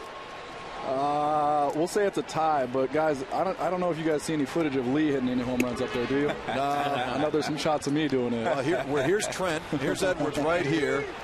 And the body language was interesting. I mean, you tried and willed it over the wall and left. And then now we see number 83 himself hitting from the right side, Lee Evans. Yeah, not so much, man. I'm trying to just get on base. I had a couple base hits. You know what I'm saying? Well, Brett Gardner just walked here to lead off against Brian Talent. Well, what I wanted to ask is I'm a former catcher, Trent, and I've caught plenty of first pitches in my day. I want to get your reaction. You throw the football 50 yards at will, and the first pitch got away from you a little bit, didn't it? Yeah, I was trying to throw a four-seam fastball there. It kind of caught on my hand. Got caught in your hand. It almost missed the batter's box too. It was so far left, it was ugly. But the worst part about it was he told him to back up. Like, all right, back up. I got this. Back up. Right. Jessica Simpson could have hit Vernon's glove. Oh, I was impressed with Vernon's scooping ability there. He made a nice play, so that helped me out. Lead man is on for the Yankees here in a tight ball game, 2-1, and we're joined by Lee Evans and Trent Edwards of the Buffalo Bills. Either of you guys play a lot of baseball when you were young? Or was it all football? No, I played Little League and Pony League going into all the way through 8th grade, but not in high school or anything. So it's been a while for me, but I don't know about League. Yeah, no, I played Little League maybe through 6th grade or something like that. So it's been a while for me. I was a pitcher, actually. Really? Yeah.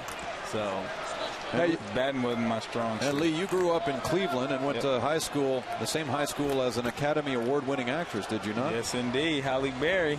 Did you know her? I didn't know her, but I know some people that know her. Wow, so I don't know that. I was actually in our guidance office one day when she called the guidance counselor because they were real tight. So it's about as close as I've come. So what will we expect from the Buffalo Bills this next winter? You know what? It's exciting. I think a lot of moves have been made in the right direction, and some needs were addressed, and I think we're all just really excited about what's going on going into the season with a feeling of excitement. So, who's that guy you got from Dallas? You guys probably know him better than I do right now.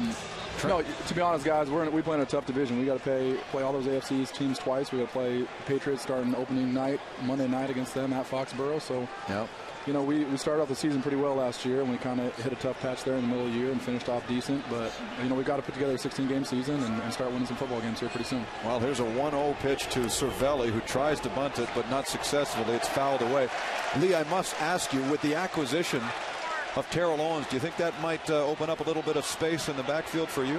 Hey, that's what it's supposed to do. I think that's the thinking behind it. And so I think the opportunities for, the opportunities go up. There'll be a lot more opportunities out there for guys to make plays. So, I think that's really the exciting part about it. So now it's just a matter of putting it on the field and making it work, because now we have the pieces to really be successful. And you'll be playing a regular season game here against the Jets in, I believe, December. So we will wish you guys the best of luck. I like your theme tonight, eating during the broadcast. We've been doing that all night. So these peanuts are good. Yeah, might as well continue. Guys, thanks for joining us tonight. I appreciate it. Yeah, thanks for having us. That is Lee Evans and Trent Edwards of the Buffalo Bills, enjoying the peanuts and the TD Canada Trust Comfort Zone. And watching as the Yankees have the speedy Brett Gardner on base here. Number 9 hitter Francisco Cervelli is up. 2-1. Gardner's gone, and there's a base hit to left field because Scudero had cut over to try and cover the bag, and it works perfectly for the Yankees.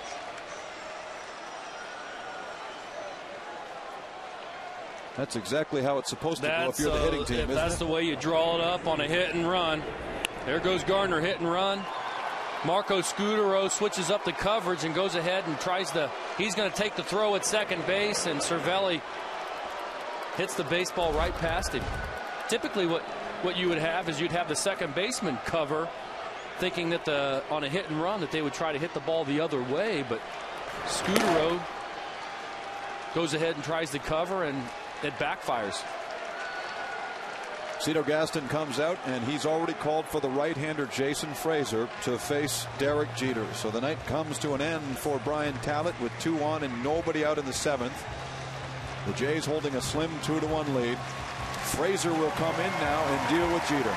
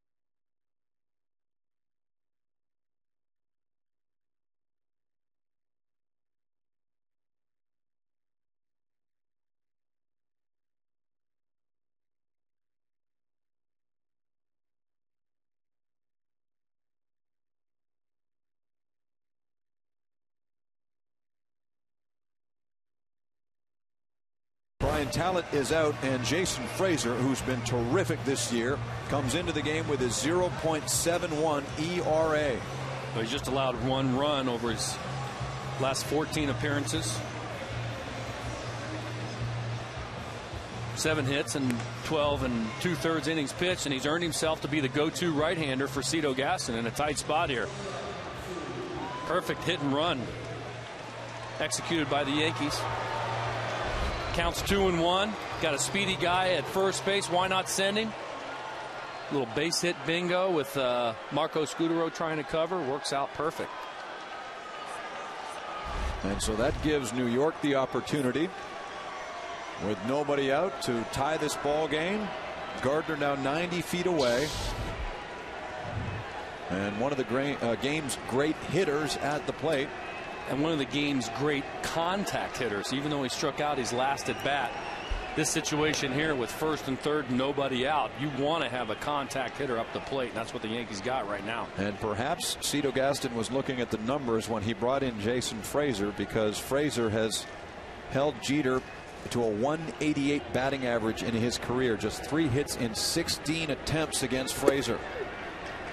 There's a strike. So Jason gets ahead of Jeter. And this may be the only batter that Frazier faces, because you've got a left-hander on deck in Johnny Damon and Jesse Carlson warm and ready in the bullpen. Yeah, I believe you're right. Those kind of numbers, Frazier really owning Jeter.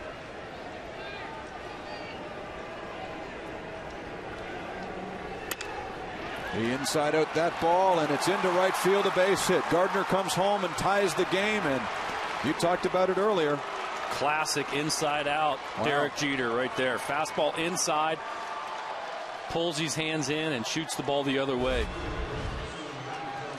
New York fans have seen this time and time again. Inside, look at how far he opens up his hips and pulls his hands inside to get a little bit of barrel on this ball.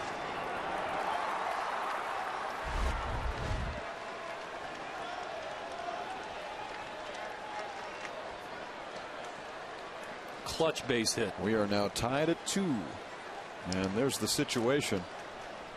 First and second, no one out. The red-hot Johnny Damon coming up. Mark Teixeira's on deck. Alex Rodriguez is now in the hole. You've got some all-stars ready to bat for the Yankees here.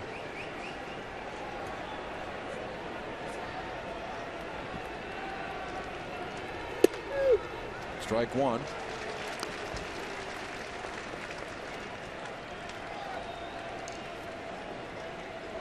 Frazier has allowed just 8 base hits in 12 2/3 innings.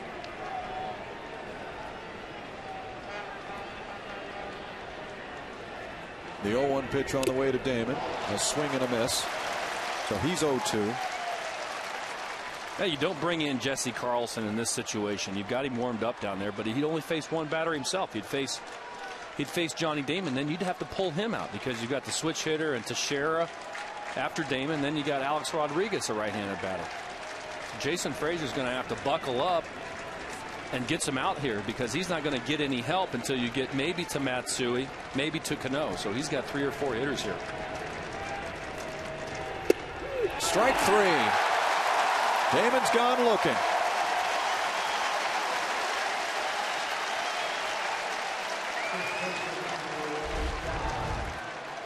Well, you haven't seen this too often in the last 10 days. A poor at bat by Johnny Damon. Put away quickly. Frazier jumped ahead and goes right after him with the fastball on the outside part of the plate. Good pitch. But it doesn't get any easier in this Yankee lineup. Now it's Teixeira's turn. Hitting just 207, but certainly dangerous to go deep at any time.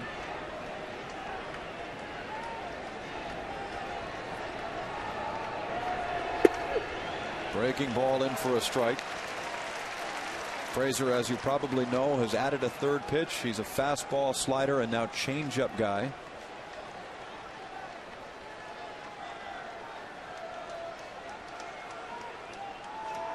Really been effective for the Blue Jays this year, and he gets a swing out of Teixeira. That heater comes in at 95 miles an hour. Blew it right by him.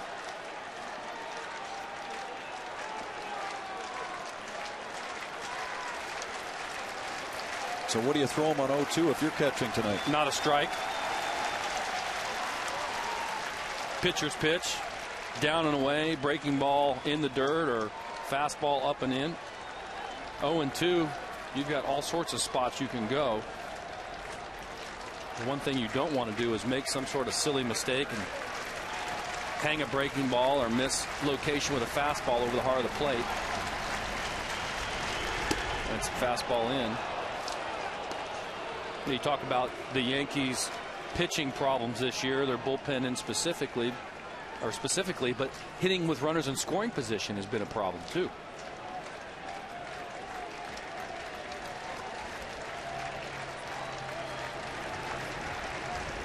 One and two. Sent fouling out of play.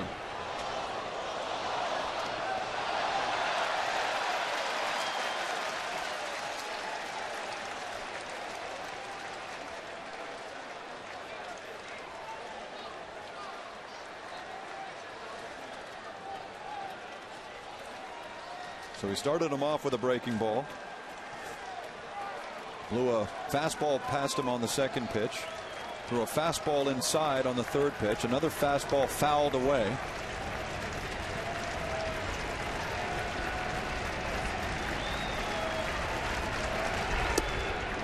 That's low and away. 2-2. Yankees hitting .252 with runners in scoring position to start this ball game. Hitting .320 against lefties with Brian Talent, but have been struggling coming up with a big hit with guys on base. That's what they paid this guy a ton of money for, is to come through in situations like this. Breaking ball, and he gets a piece.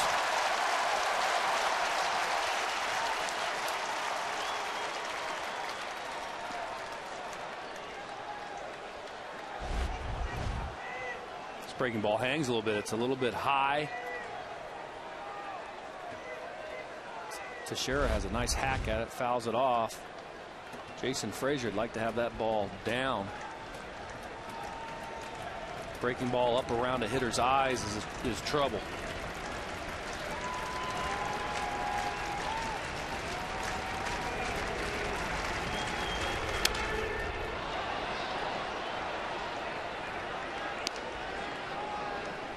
Whatever happens here, it's been a good at bat for Teixeira's. Fell behind in the count. Now he's worked it back to 2-2. This is similar to an at bat that Robinson Cano had last night, where he fouled off a bunch of pitches, 3-2, 4 or 5 pitches, and ends up getting a base hit. It's always concerning when a guy sees 4 and 5 pitches and different pitches keep fouling them off. 2-2 into center field, not deep at all. Wells is there, and the second out is made, and that's a big one too. Very big. Teixeira's just not getting the head out on the good fastball. They challenged him with the heater, and Jason Frazier just had too much heat for him. Threw him one breaking ball that was high, but everything else was just peppered. Guess who's up the plate? Same reception every night, it seems, for Alex Rodriguez, who was 0 for 3, robbed of a double last time up on a diving play, a beauty at that, made by Scott Rowland. There's what A-Rod sees. Jeter over at first, Cervelli at second. This game now tied at 2 after Jeter brought home Gardner.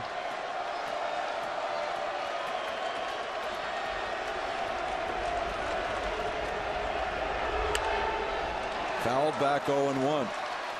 Here is one of the great home run hitters of this time. He's 12th on the all-time list with 554 home runs. 9 more ties him with Reggie Jackson for 11th place. Good numbers against Frazier. 5 for 10, no homers, 3 Ks. Talk about coming into a tight spot, first and second, nobody out, able to get Johnny Damon to punch out on a fastball away, then pops up to Teixeira. But your night's not done. You got to get A-Rod with 2 outs. That's why you got to be fearless as a reliever. Got to be able to come in and throw strikes, and that's what Frazier's been able to do here in this first part of the season. Using a lot of fastballs. When he first came up, his breaking ball was really big, and I felt he fell behind in the count a lot with this big breaking ball. Shortened up his breaking ball. Always had a good fastball, but really showing a lot of guts out there tonight coming after these big hitters. He kind of felt when he couldn't throw the curveball for strikes, guys would end up sitting on the heater, and it would hurt him. Been a good fastball tonight, though. 0-2 on Alex Rodriguez. 2 on, 2 out here in the 7th inning. Pitch on the way, and that misses. Didn't miss by much, though. Not by much at all. Good pitch by Frazier. Pitcher's pitch down and in to Alex Rodriguez. Just a little bit off the plate.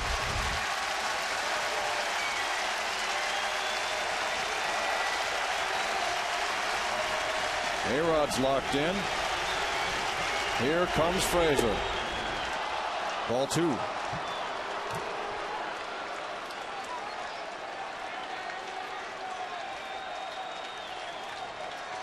That gives you a good indication on how they want to work Alex Rodriguez. 0-2, and they throw 2 fastballs on the inside part of the plate, so that tells me as an ex-catcher that Alex Rodriguez likes to look for something away with 2 strikes, like a breaking ball.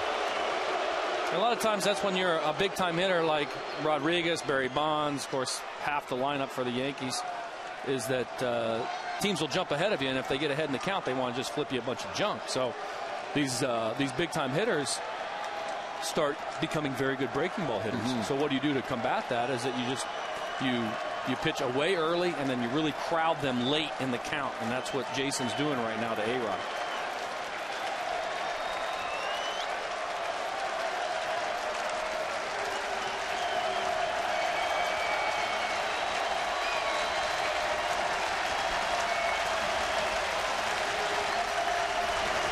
Frazier deals. Sky to right field and playable for Rios.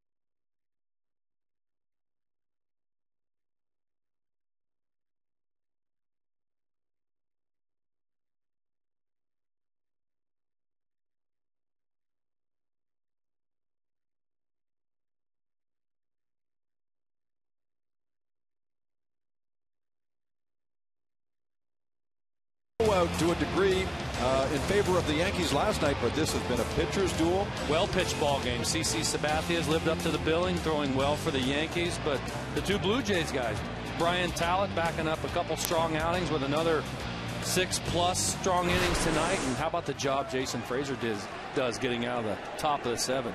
No, he gives up the base hit to Jeter that scored the tying run.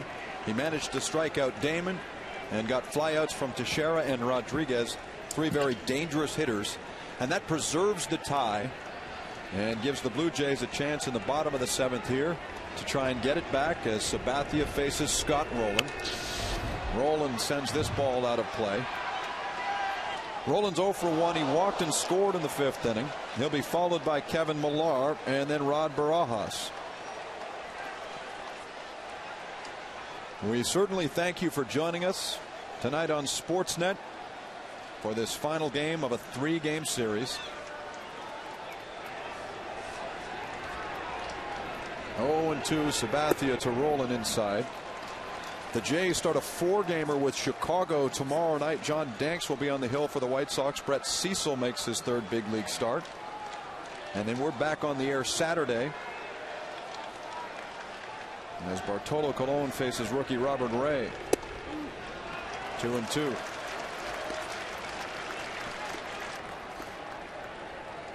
A programming note for you: Saturday, Sunday, and Monday, 3 straight day games. All begin at 1 Eastern, 10 Pacific time here on Sportsnet.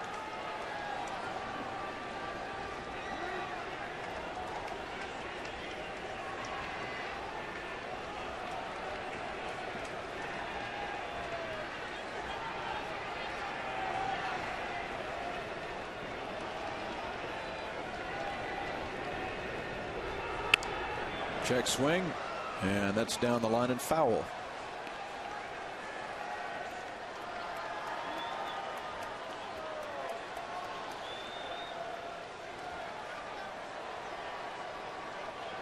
Sabathia's up to 85 pitches.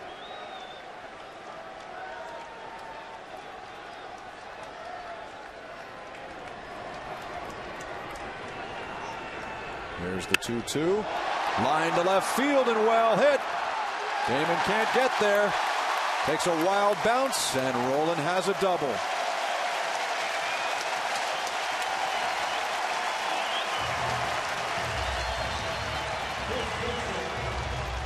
Nice night for Scott Rowland. He's had a great series. He has. He robbed A-Rod of a double down the line. And he gets a double of himself. CC Sabathia gets a breaking ball up.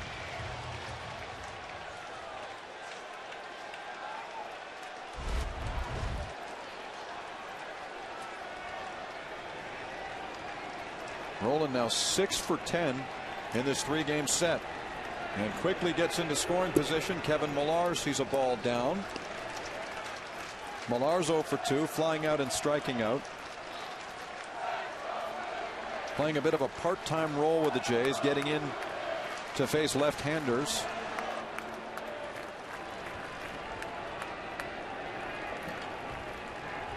But he has certainly proved himself to be a savvy hitter in his time in the big leagues.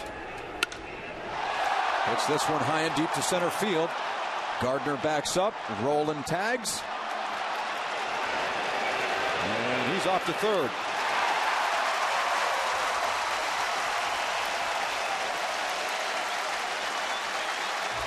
So that's a productive out. It is. As a hitter there, you wanted to hit the ball hard someplace to the right side or a deep fly ball. Kevin Millar hits a well-struck fly ball to center field. Scott Rowland tagging all the way. Strong arm by Gardner, too. Watch this. This ball makes it all the way in the air. Sets his feet, launches it. Now, Joe Girardi comes out to the mound to talk to Sabathia, and he knows that Rod Barajas coming up has hit Sabathia quite well in their meetings. It's exactly what they're talking about. They're saying, do you want to... Joe Girardi is saying, do you want to walk him or do you want to go after him?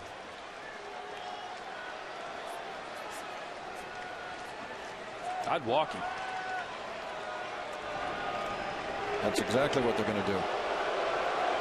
They will instead deal with John McDonald, the number 9 hitter.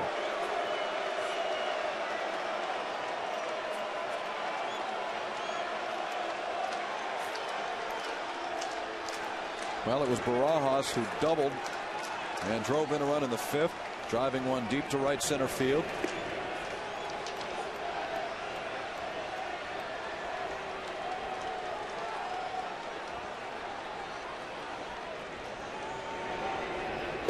So they'll put him on and try and get a ground ball out of John McDonald instead.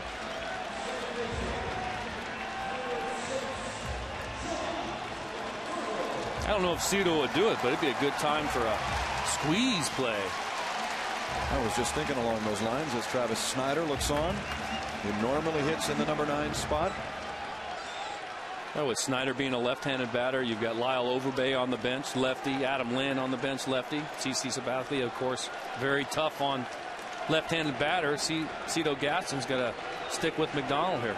And the only right-hander on the bench is backup catcher Raul Chavez. As this is popped into foul ground, Teixeira on the run over there, and it's just beyond his reach. Blue Jays would have been fortunate if he catches this baseball. I was just thinking that. Roland could have tagged easily. And Teixeira, with his back turned to home, would have had to make a perfect throw to get him.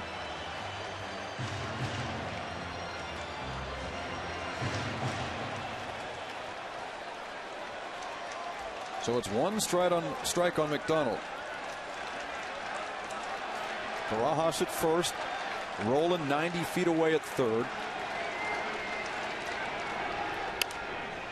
And another one, and this ball heads for the seats and out of play.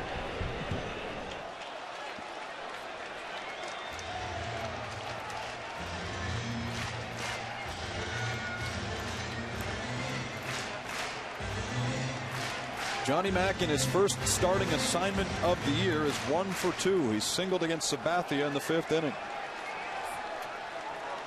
At one time they were teammates with the Cleveland Indians.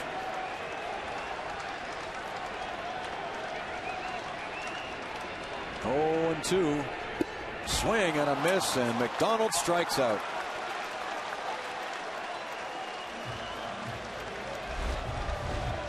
That's a good pitch.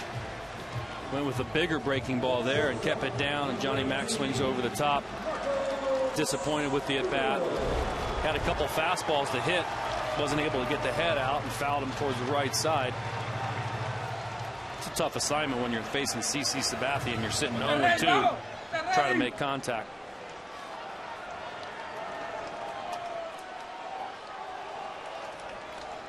Well, then Marcos Scutaro is then given the task of trying to drive in this run. 2 out, first and third, and that one almost hit him.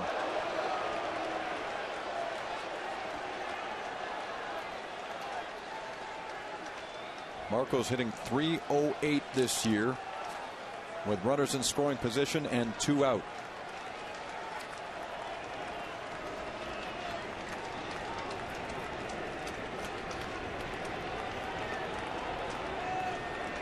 Here's the 1-0.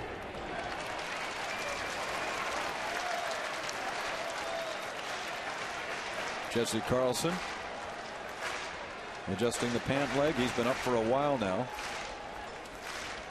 Imagine he'll go in.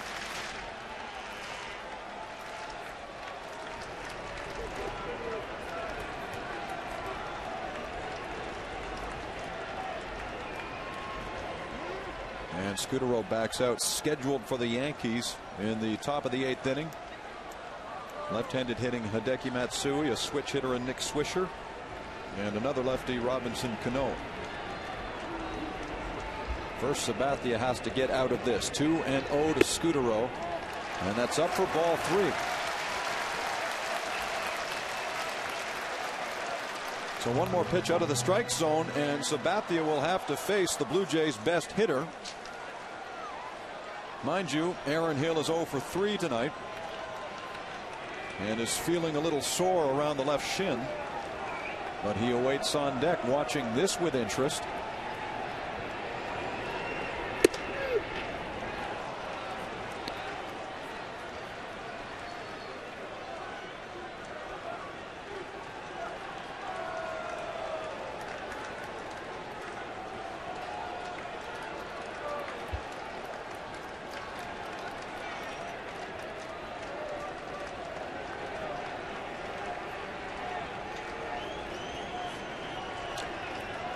CC sets for the 3-1. Here it comes.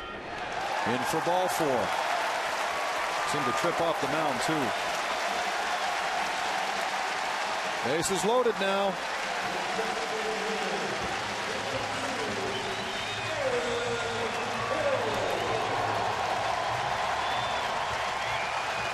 Sabathia's pitch count is right at 100.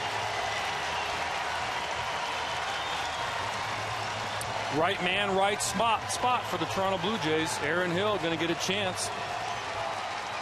He's only 3 for 18 against CC Sabathia. Started off the game 3 for 15 with that 0 for 3. But he has been doing it all year, and check these numbers. Aaron, with runners in scoring position and 2 out this year, hitting .381. 8 hits and 21 at bats. He rises to the occasion. And he gets a strike there, swinging over top of the breaking ball. 0-1. Well, he had a cut, too. Aaron Hill, first pitch, fastball hitter. Guessing fastball. Sabathia throws the breaking ball. Super aggressive early in the count is Aaron Hill.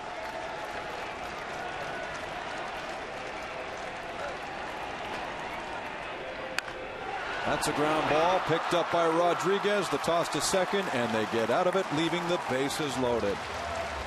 So after 7, it's tied at 2 here at Rogers Center.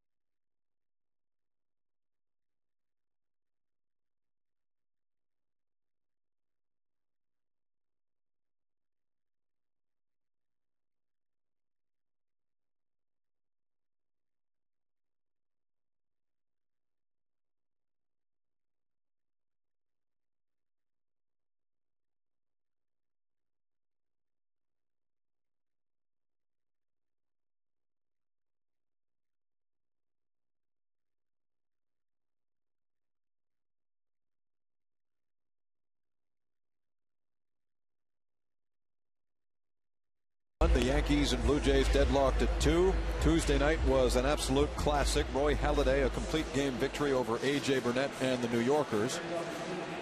So here comes yet another good reliever for the Jays. Jesse Carlson with a 2.70 ERA. Makes his 18th appearance of the year and pitches in the 8th inning against New York. Last appeared in Oakland. Pitched 2/3 of an inning. Cito Gaston's going to bring him in here and face the left-hander Hideki Matsui. Nick Swisher. Of course, Swisher's a switch hitter, but he's a better left-handed hitter than he is a right-handed hitter. And then Robinson Cano. But in-game box here, Derek Jeter with a big base hit. Frazier pitched well, but that first batter he faced, Jeter got a fastball inside and did his thing. Kept the hands inside and base hit. Well, here's Hideki Matsui, who was 0 for 2. He's walked once in the ball game.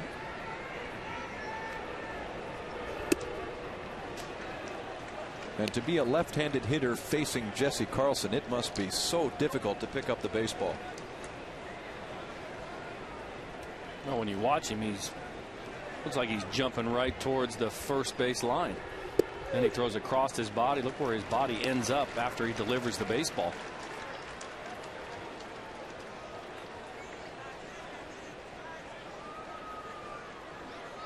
Hard for a left-handed batter to keep his front shoulder in on Jesse Carlson. Tendency is to fly off. 2-2.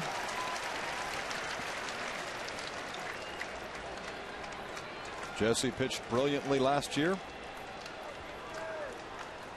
Had a 7-2 record. Struck out 55. Walked only 21 in 60 innings of work.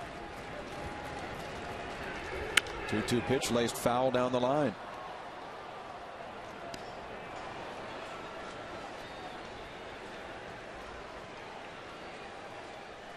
Carlson, in fact, retired the first 9 hitters he faced in the major leagues. He made his debut against the A's on April 10th of last season.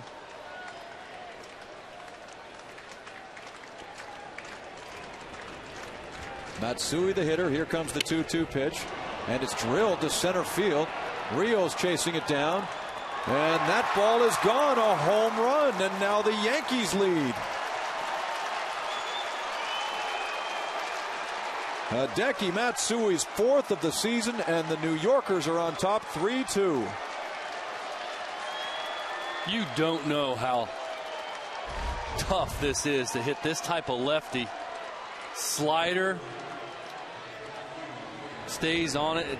This slider here by Jesse Carlson stays just a little bit too close to Matsui. If he gets that ball another 3 inches away, it's probably a fly ball to center field, but he left it middle half with Matsui bailing the way he does, able to drop head on it and hit a home run. But tough assignment for Matsui. Tough pitch, hits it out.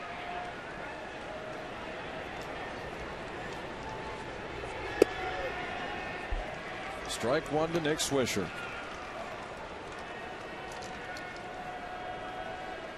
That home run really changed the environment in the building tonight.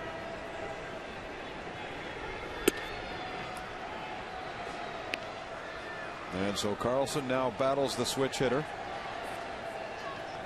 Nick has walked twice, grounded out once. His walk in the first inning came with the bases loaded and brought in the game's first run. New York led this one after 1 inning. Toronto tied it with a home run in the 4th from Alex Rios.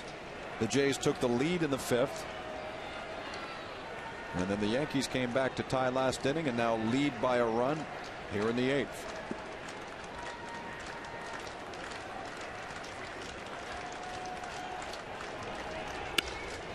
Swisher flies to center.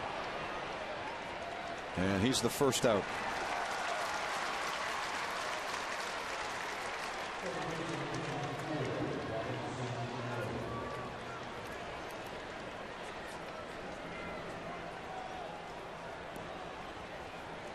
And it brings up another left-handed hitter in Robinson Cano.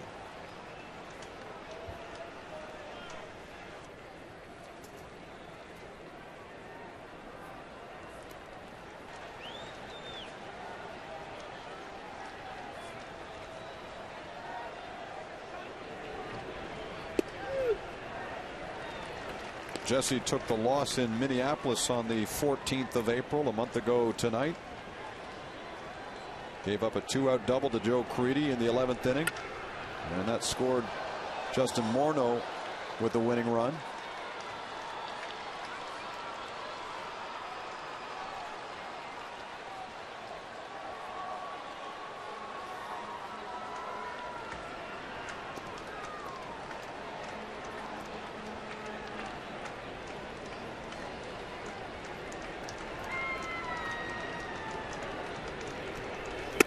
He goes after that one upstairs and strikes out.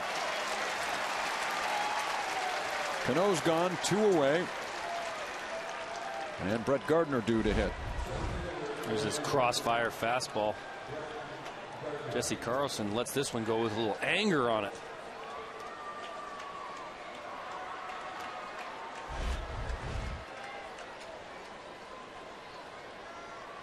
Here comes the speedy center fielder who walked and scored in the 7th, tying the game on Jeter's base hit.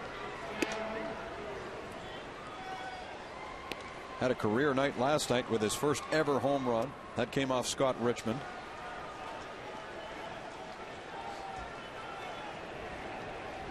He tripled later on in the ball game, and that hit him in the arm. He'll take a base, and there's a rabbit loose.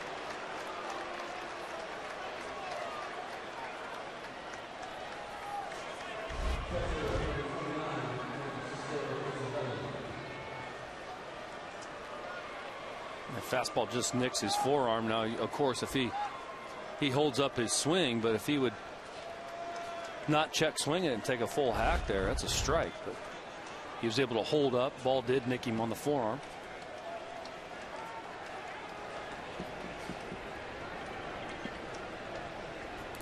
Now, this is a good opportunity for him to run. Watch for a few throwovers at first base here. None there against Cervelli. Well, he's going to go at some point during this at bat. If the at bat goes deep, Cervelli might swing at the first pitch here and ground out, but there's a few pitches into this at bat. I imagine Gardner's going to go.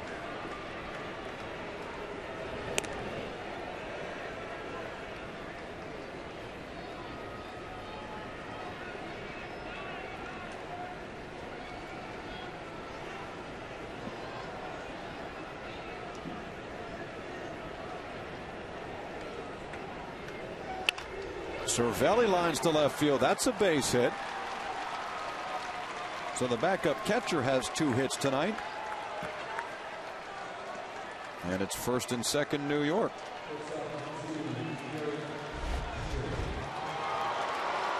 Let's see where this ball hits Gardner.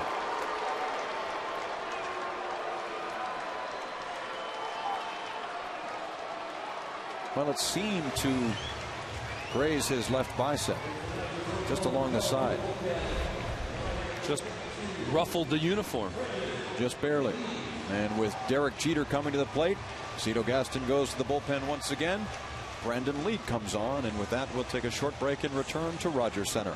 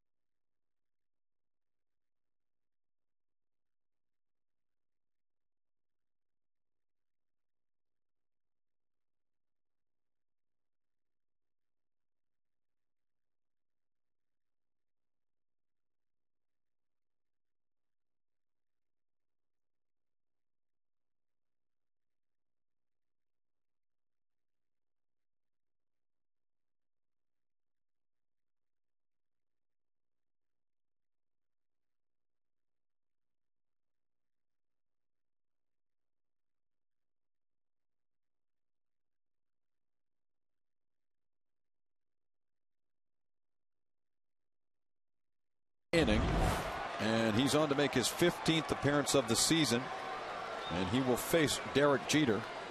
Came in last night's ball game, pitched an inning. 6 guys Cito Gaston brought into last night's ball game. He pitched an inning. Runners on base include Brett Gardner over at second, Francisco Cervelli at first. Derek Jeter drove in the tying run. That pitch is wide of the plate, 1-0. Jeter now with 2,572 hits in his career. His latest tied the game. New York has since taken the lead against Jesse Carlson on a Matsui home run. 3-2 for the Yankees. They're 1 for 7 tonight with 8 left in scoring position. 1-1 from Lee.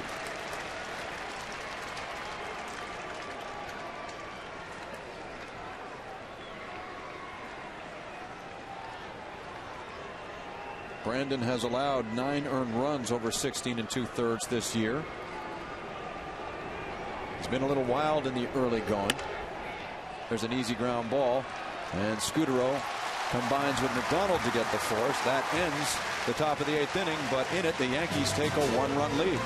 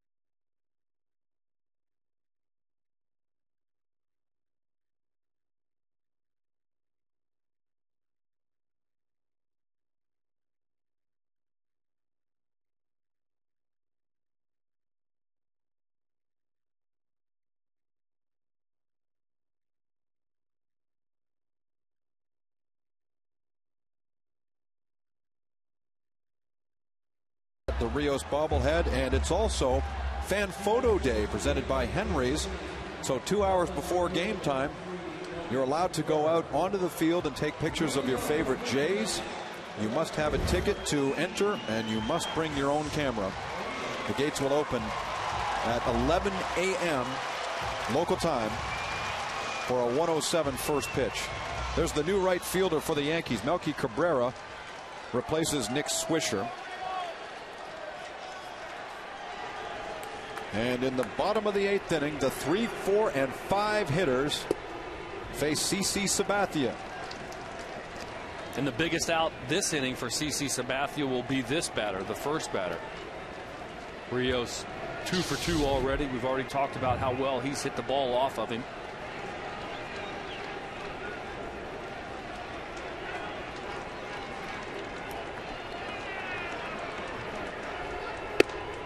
Two 2-0.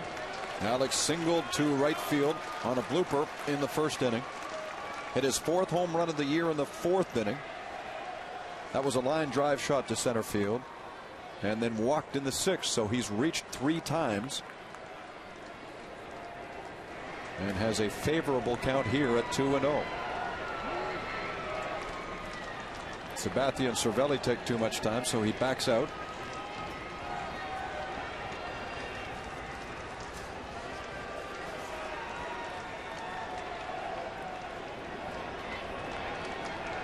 Catcher sets up outside, and that's where the pitch goes. 3-0.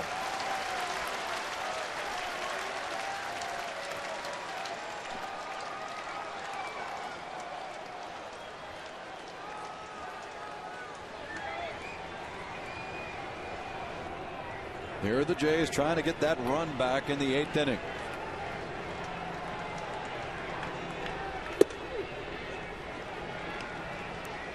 Three balls, one strike is the count.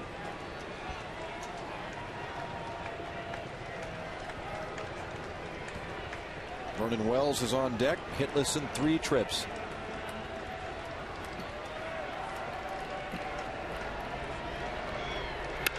The 3-1 pitch is caught by Cabrera. And you said it. There's a big first out for CC. CC falls behind the count. 3-1. He's got to come to him, too. Good hitter's count. Fastball. Rios doesn't get it.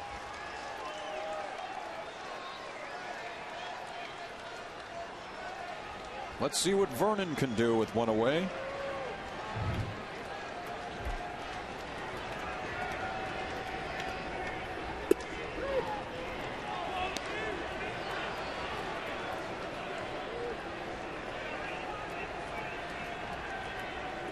Vernon not happy with that first called strike. Slider in.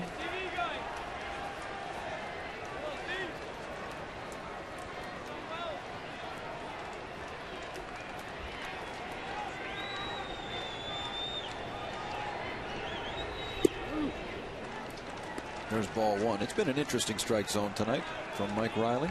A few guys have taken a peek back.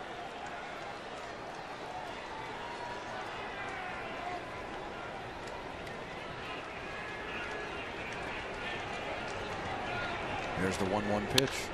Hit high and deep to left center field. Back goes Gardner, and he's right at the wall. He almost got one. Wow, he hit that ball hard. I thought when it left the bat, it had a chance to get out. Might have caught it just a little off the end of the bat.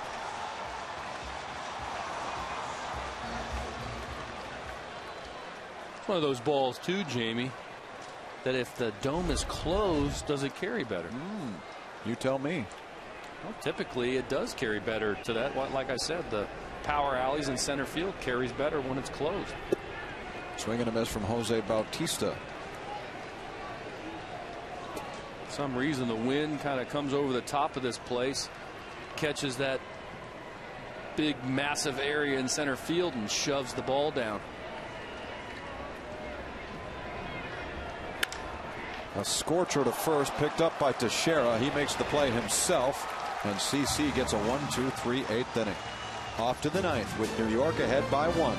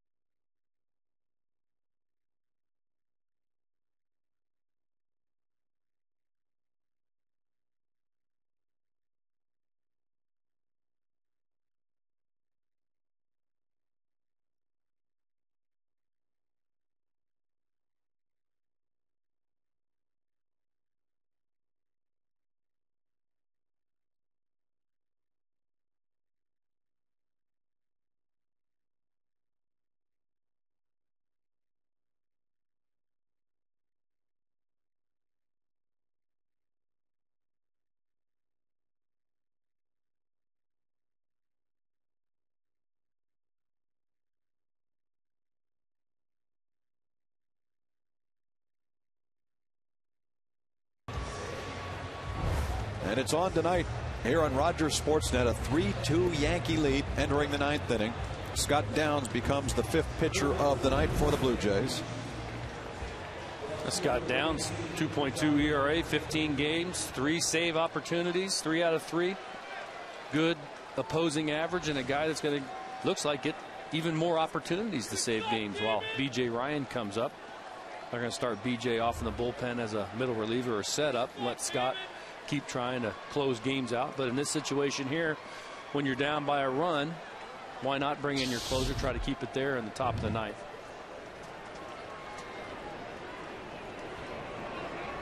It'll be Johnny Damon, Mark Teixeira, and Alex Rodriguez for the Yankees. Ball 1 from Downs. We touched on this earlier. B.J. Ryan is to be activated tomorrow. He'll be back in uniform for the Blue Jays.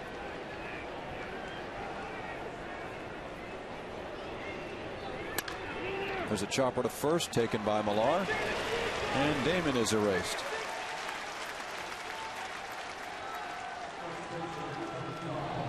And when Ryan comes back, he apparently is on board with the idea of not being the closer.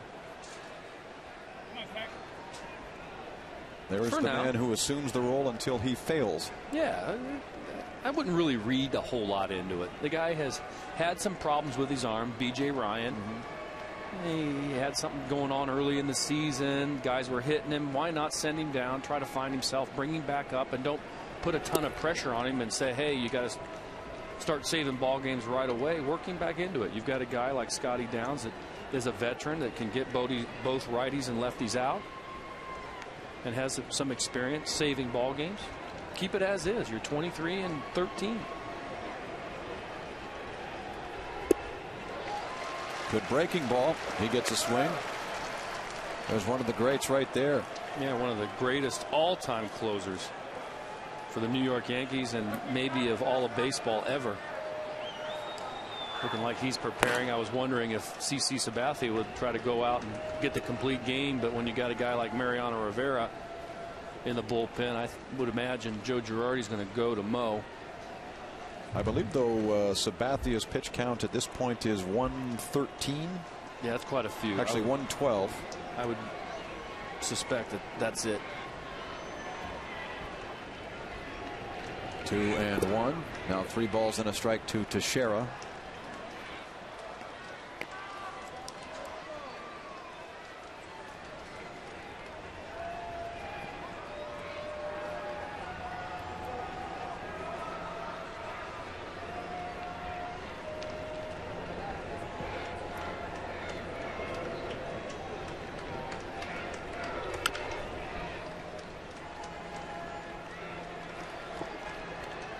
So for the Blue Jays in the bottom of the inning, the 6, 7, and 8 hitters are scheduled to hit Scott Rowland, Kevin Millar, and Rod Barajas. And if they decide to go to Rivera, Cito Gaston will have 3 left-handed bats to choose from on the bench. Swing and a miss, and Teixeira strikes out. 2 down.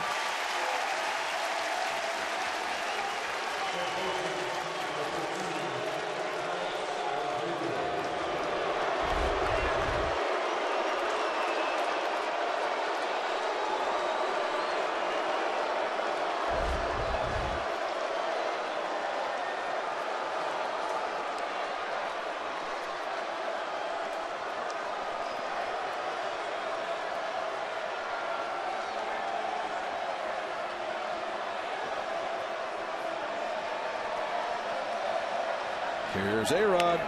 Chopper right back to Downs. Not a problem, says Scott. So the Yankees take a 1-run lead into the bottom of the 9th inning.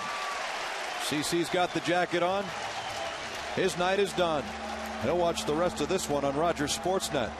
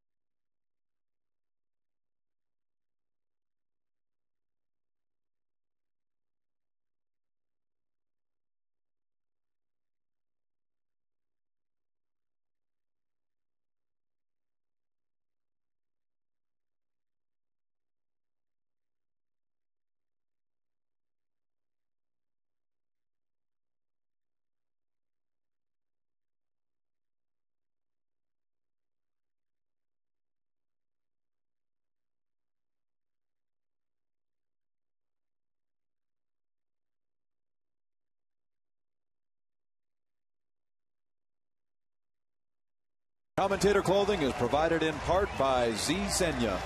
Statistical information provided by Stats Inc.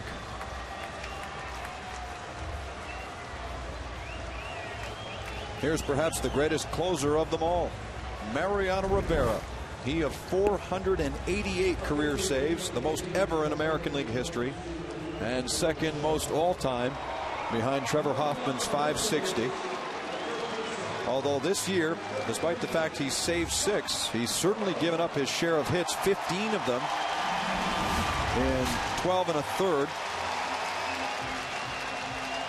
Troy Percival in second, not even close. And Rivera, keep this in mind, has allowed 4 home runs already this year. That matches his total from each of the last 2 seasons. Something to consider as we see Scott rolling. Bottom 9, Yankees by 1 and ball 1. Joe Girardi asking Mariano Rivera to close this one out, pick up his 7th save of the season, and he's got one of the it's one of the neatest stories ever. He throws the same pitch over and over again and no one can hit it. It's cutter after cutter after cutter. Everyone knows what he's going to throw, and he's got 488 saves with 1 pitch. Isn't that something?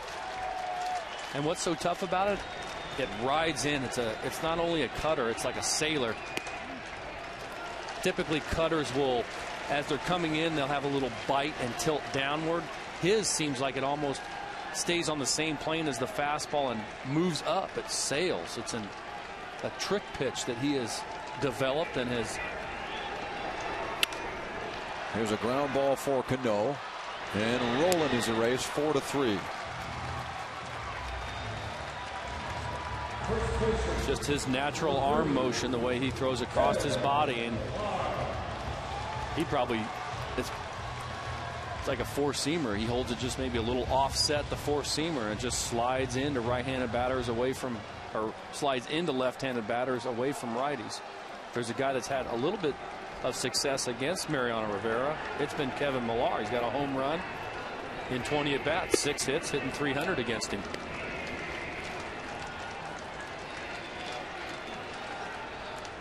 One of the reasons why you're not seeing Lyle Overbay up in this situation. Overbay, in fact, is just 1 for 9 career against Rivera.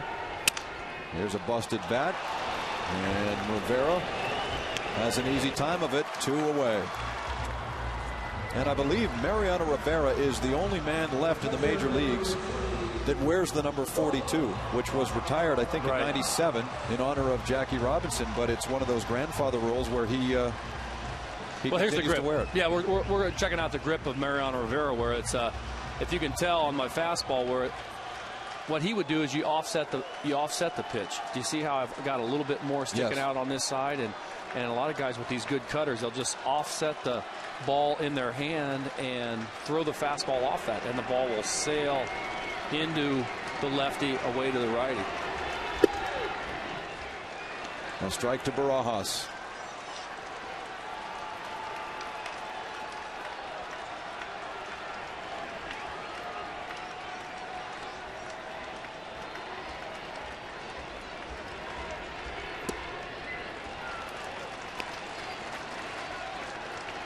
The Blue Jays have not lost a series at home this year. In fact, they've only lost 1 series all season. That was a 4-game affair down in Kansas City.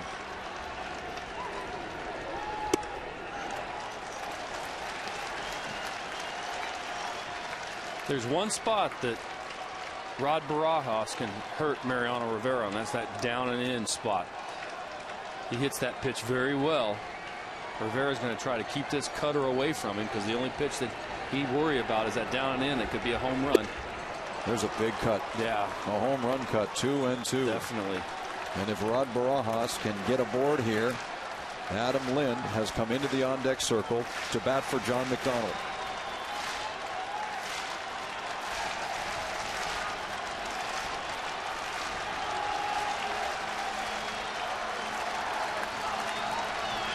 Two and 2 to Barajas. Swing and a miss, and there it is. Another save for Mariano Rivera. And the Blue Jays have lost their first series here at home all season long. The Yankees take 2 of 3.